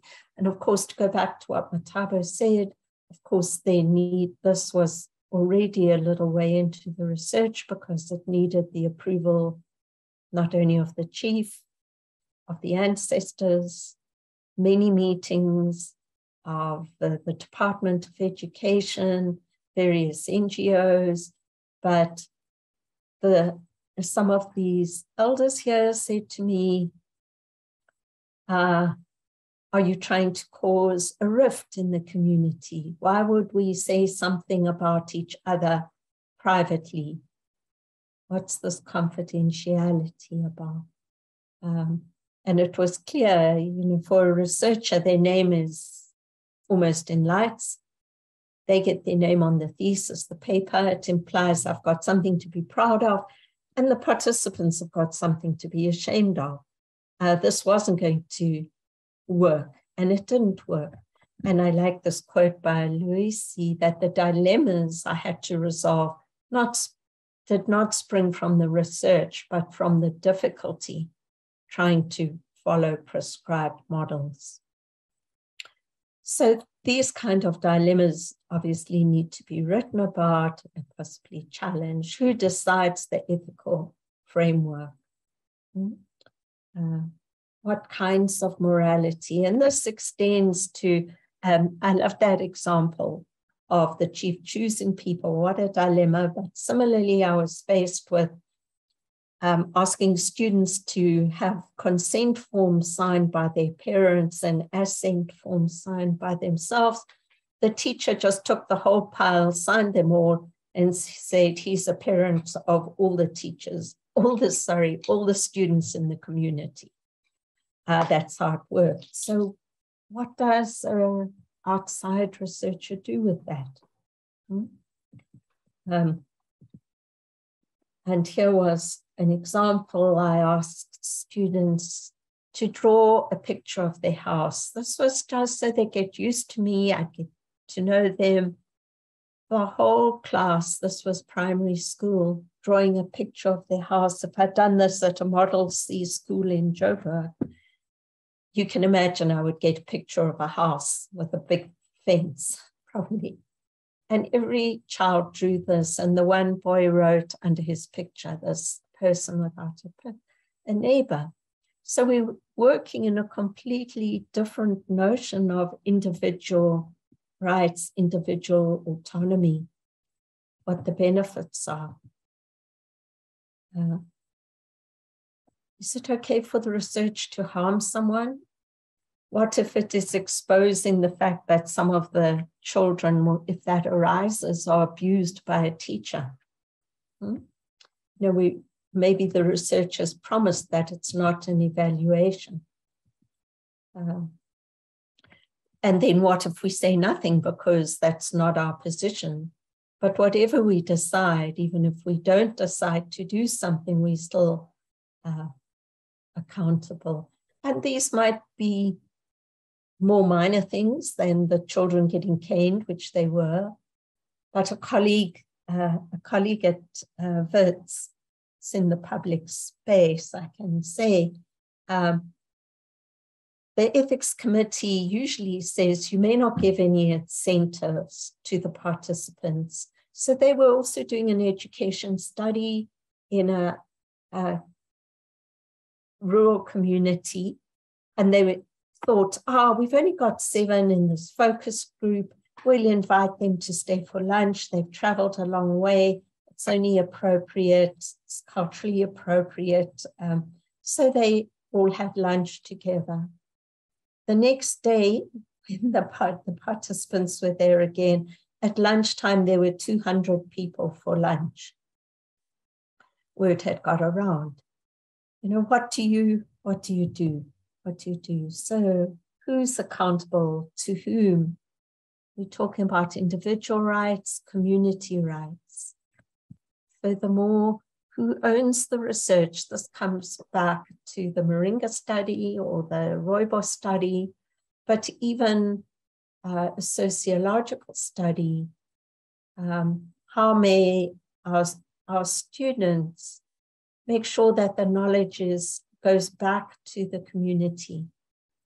One of my PhD students produced a booklet in isiZulu with pictures, with the main knowledge contributions that the project had presented. Another student got funding to build a traditional hut at the school so that they could have use it for, I think they were going to use it for some ceremonies and maybe to put some artifacts. And that's what the community had decided would be a benefit for them. So what I would like, I think what we would like, we've got half an hour left, is if you can go into a discussion with each other in groups of 3 and raise. I don't know if Megan's back. Okay, we I might will try. We've got the same groups. Okay. That have been set up, so I'll just open the rooms. Okay, so the question would be, what has been an ethical dilemma for you or your student? You could choose just one. And how was it resolved? Okay, what is an example of an ethical dilemma? Might not be in these lines. It might have to do with plagiarism, predatory journals, integrity of the research. But by sharing our stories, I think we're going to come up with a whole lot more red flags or insights into how we can really transform the ethical processes that are going on in universities. Is that fine with everyone? Any questions, comments? Will be interesting to have groups as well across fields, disciplines. Okay, so it's to find an ethical dilemma in one way or another. And how was this resolved, or how could it be resolved? What information did you need? What further information? What were your options? And how did you resolve it? Okay. So we could take, say, 15 minutes for that. How much time have we got, Ahmed? We've got 30 minutes. Okay, so if we take, we'll check in after 10 minutes and see if that is enough time. If you need a little more time, that will be fine. So let's start off with 10 minutes and we'll go back. Just hold on a second. Megan, you're not back. Are you back? I'm back. Okay. I'm sorry, All Moyra. Right. How many do you want in a group? I think we'd like 3 in a group if possible. Okay, so let me just option. I didn't want to interfere. I see room 2's got 3 people. So can you just give me 1 second to just. That's fine. I'm sure people are thinking of one of the dilemmas they've come across, ethical dilemmas. Might even be within the committee. I'm ready. Okay. Is everyone fine? Are there any questions for clarity? Remember our Chatham House rule. Whatever dilemma you bring up, we don't repeat this. I know it's being recorded, but that's just for this group. So, Moyra, how many minutes? 10 minutes, yeah? 10 minutes, right. Okay, I'm starting the timer now. And on my watch, it is 11:29. Let's say it's 11:30. We'll come back at 11:40. Megan, can we call them back? I'm going to do you want to make an announcement or? It's just 9:47. I'll just ask them if there was enough time. Do you want me to close the rooms? Can we ask them if that's enough time? How are you going to do that? I'm just going to quickly go no, to I think you might just close the rooms. Okay. Yeah. Let's close the rooms. Okay, they'll be back in 1 minute. Yeah, they'll be back in a minute, Moyra. Moyra thinks they might need more time. I'm going, no, we're running out of time, actually.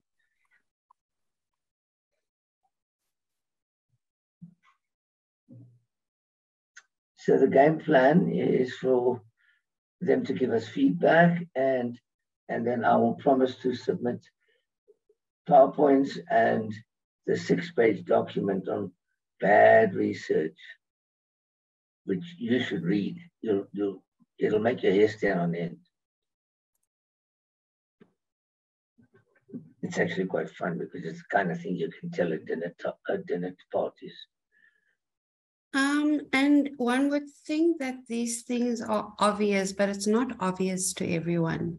And a lot of those were conducted by the US Army, telling people they've got bad blood and stuff, or taking prisoners and giving them deliberately exposing them to malaria. Really.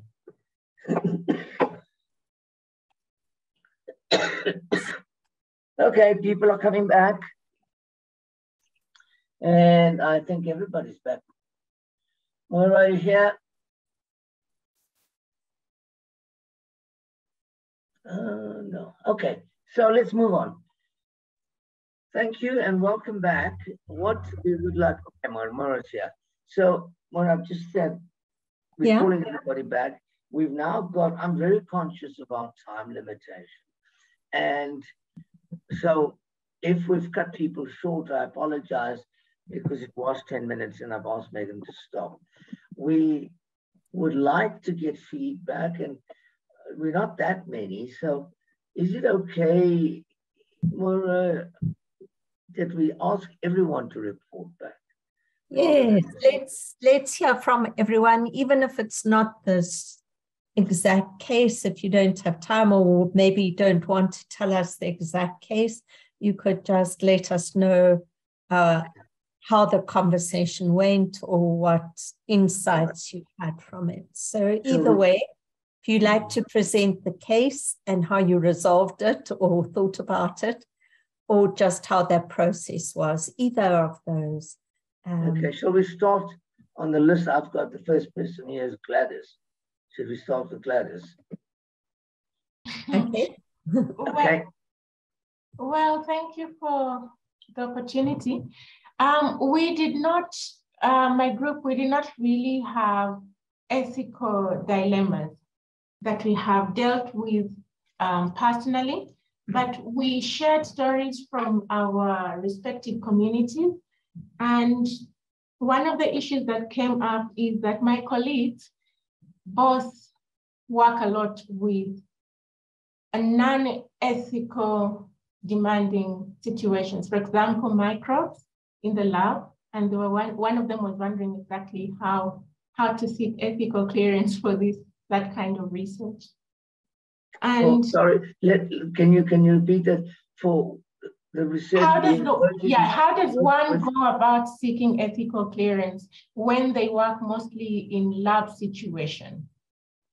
Right. Which do not involve human beings per se. Okay, that's fair enough. Human beings per se. Yeah, the question I would ask is, when the experiments are done with either microbes, chemicals, or others, and how are they disposed of? If they're being poured down the sink, it's microbial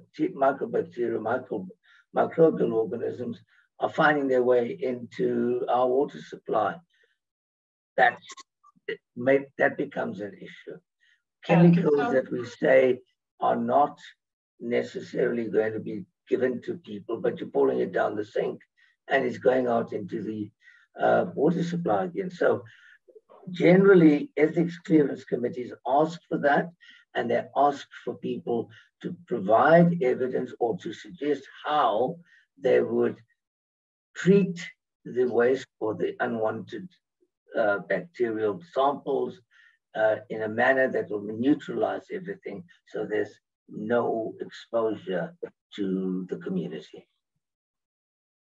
Yes, so yeah, thank you for that. I think I will leave it to Olga to maybe expound on it. Okay, all right. Yeah. Okay. Yes, and then another issue was research that involved human subjects, and yes, we obtained ethical clearance, and going to the community, it is them who breached the ethics.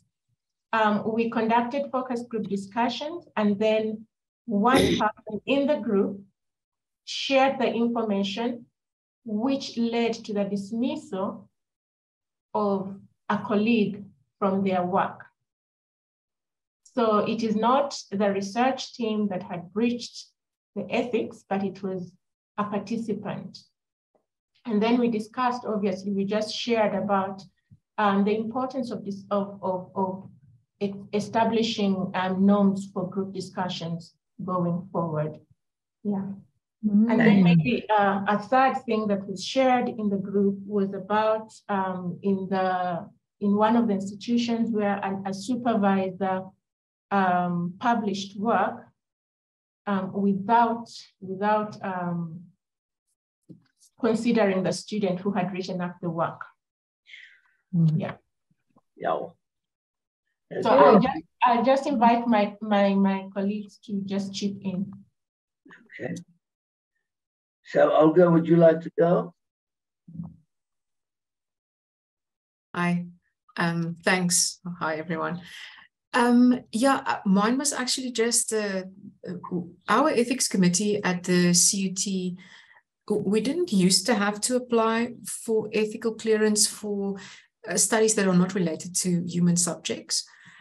Because I do lab work. I mean, we fiddle with the DNA of microbes and then we do autoclave them and dispose of them in a proper way, but we've never had to apply for ethical clearance before. But it seems that the university wants to move towards ethical clearance for any and all research conducted, whether it requires it in the classical or the traditional sense or not. And yeah, so that's just something I wondered about. I'm not really too sure how to go about that. Okay, I think the declaration, as I suggested, which will allow for an explanation as to how you would neutralize your DNA. You're going to chop it up or degrade it to the point where it cannot be incorporated into other organisms in the pool in which you throw it in, would be in a way going forward. Great, thank you. I think if I can add, I don't know if anyone else would like to add, because I think these are really important and cases you raise, or examples you raise.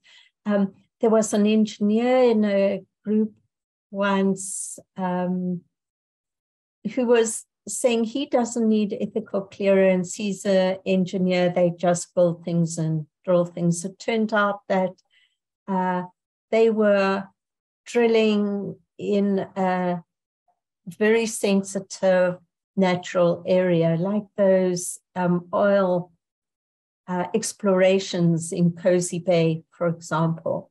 So as far as his actual drilling, he thought that was fine, but you can see the sensitivity there.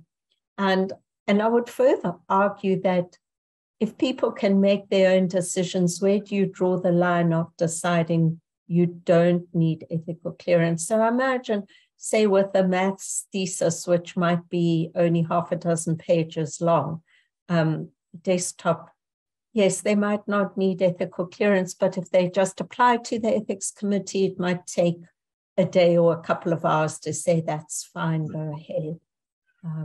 And I think ethics committees are moving that way, that everyone needs to at least inform the committee. Yeah, and some institutions have kind of subcommittees that look at different aspects. For example, in biological sciences, that subcommittee comprises of experts in the areas of virology, microbiology, human cell lines, etc. And they make a recommendation to the chair, and then it gets discussed eventually at a larger committee, a larger meeting. But you could get expedited research approval because you have given evidence. So that's the way things are moving now, is to have a subgroup of people to look at it prior. And most institutions have ethics committee meetings, perhaps only once a month or once in 2 months. It depends on the institution. And they are inundated with applications now. I know that for a fact.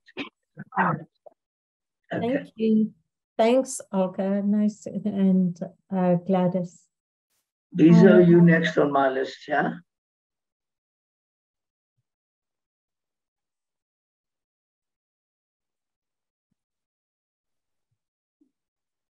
No? If some, yeah. Lisa, you're not here. Can we move on? All right. So then it's Jeremiah. Oh, it's Aurelia. Hi, yes. So what I brought up in our discussion was the aspect of, so I'm involved in metabolomics research, biochemistry. So what we do is we look at how infectious diseases or cancers or, you know, any condition alter the host metabolism. And one of the arguments is with metabolomics is that we can analyze a whole lot of samples and get big data from that.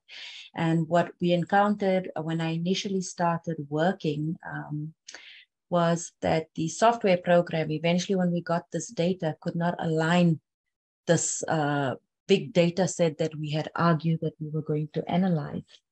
So we had to go back to looking at how we were going to now process all of this data.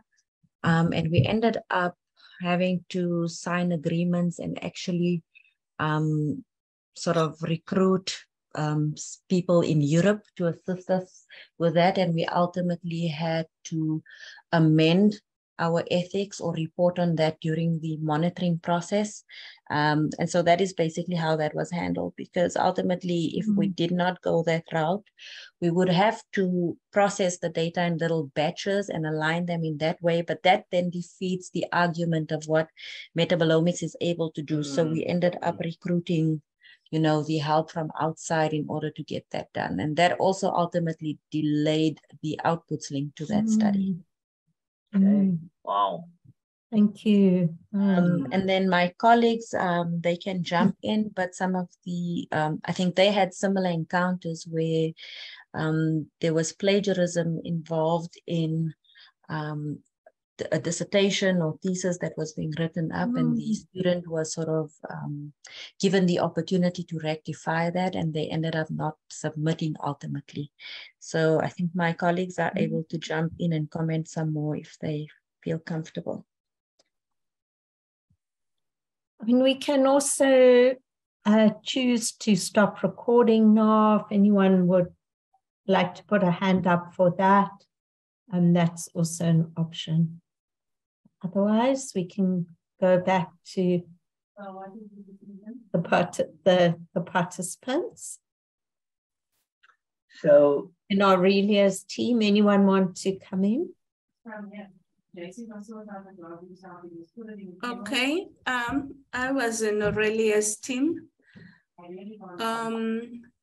I talked about a student who is researching teachers' experiences of reporting child sexual abuse.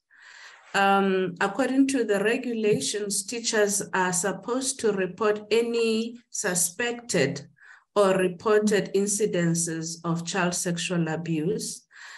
And during the field work, this lady was doing the study in a special school where most of the students are referred to by social workers and come from troubled contexts.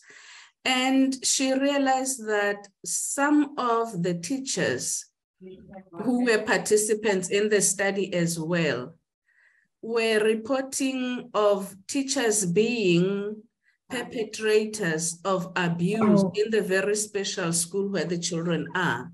So now as a researcher, she is bound to protect the participants, but she's a teacher as well.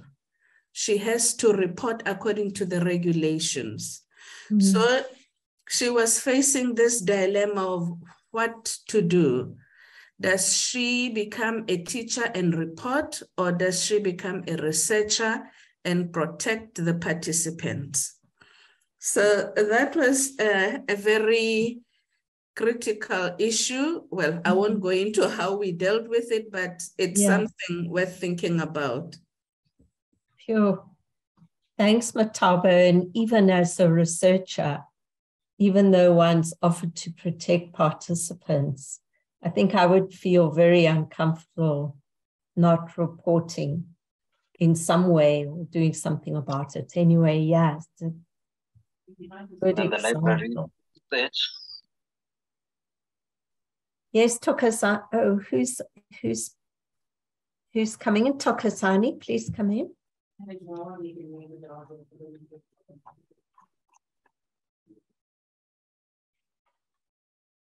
Okay, let's go down our list then. I see Jeremiah next on my list.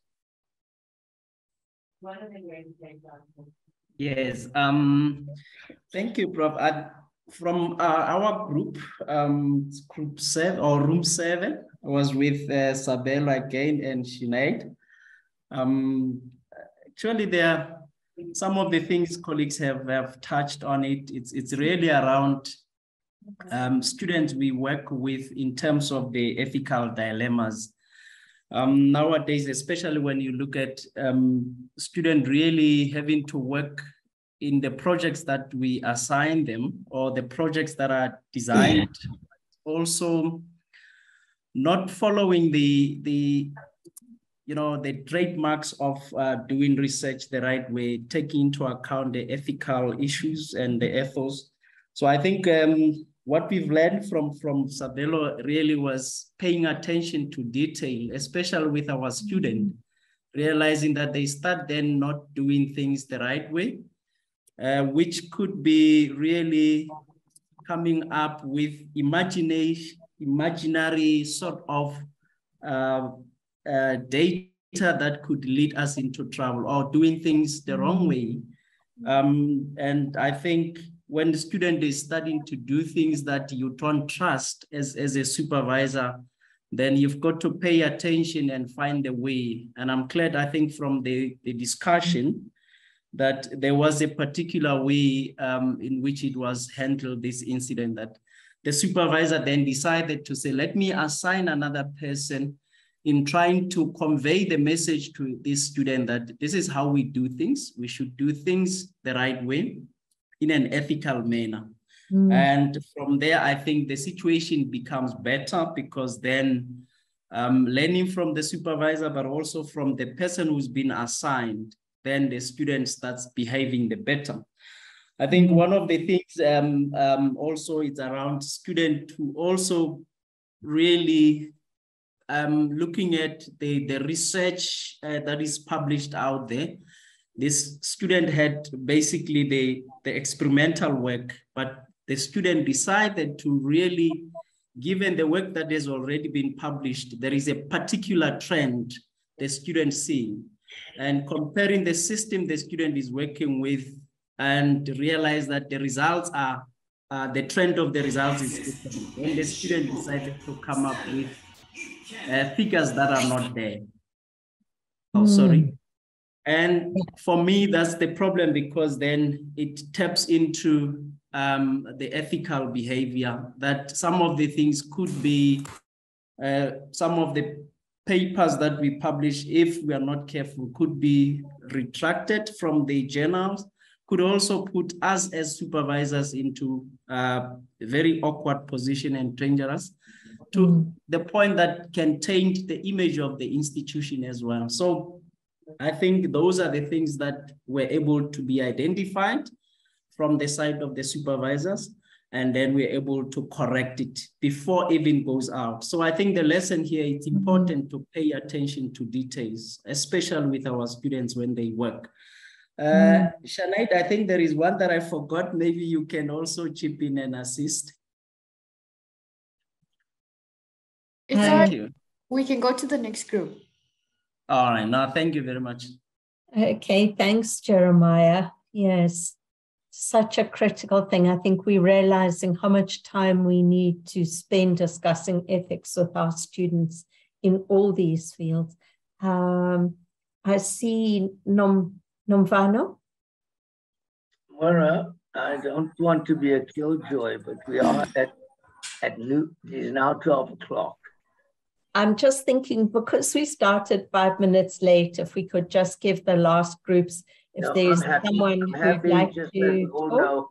Yeah, please just be patient, folks. We just gonna do this, okay? Just thank you. Don't want to cut anyone off.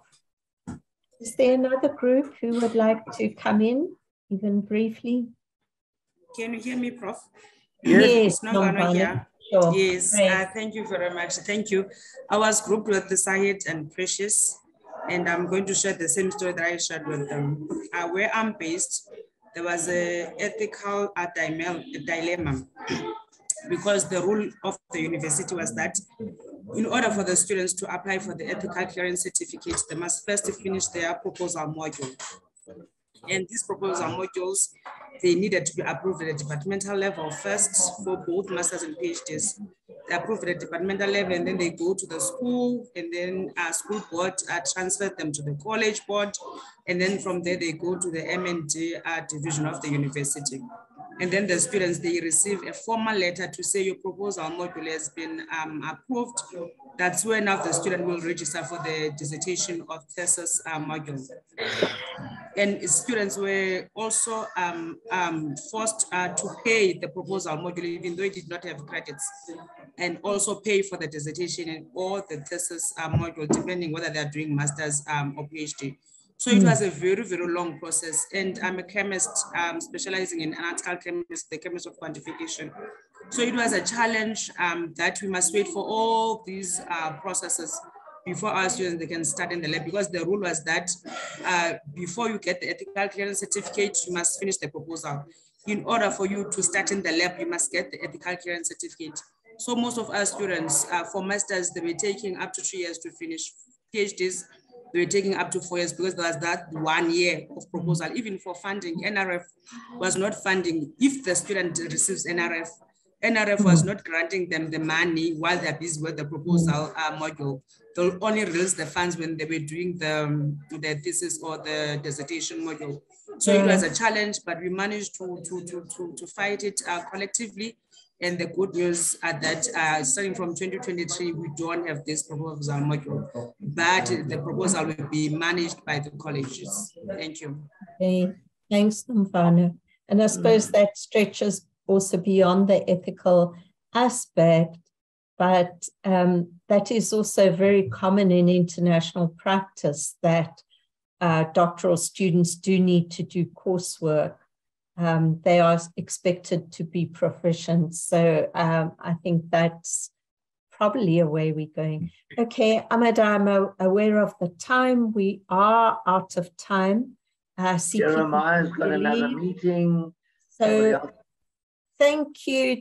I'll just say thank you very much for participating. I feel it was a little bit rushed, but it's really lovely to see everyone in a big group, and we so enjoy being with you. So thank you for all your inputs. And thank you, Megan, for organizing everything and helping us with the technology. No, I reiterate what Moyra says, but what I do think though is, yeah, we're running out of time, or we ran out of time, not because of any other reason other than this is a very important topic. And I'm glad that everybody participated, and I want to thank everybody because we really shared some important issues here. And that's all I'm going to say. Thank you very much. Great to have seen all of you again. Some of you I know, others I have not had the pleasure of meeting, but I'm glad I'm seeing you in this forum. The University of Johannesburg, the future reimagined.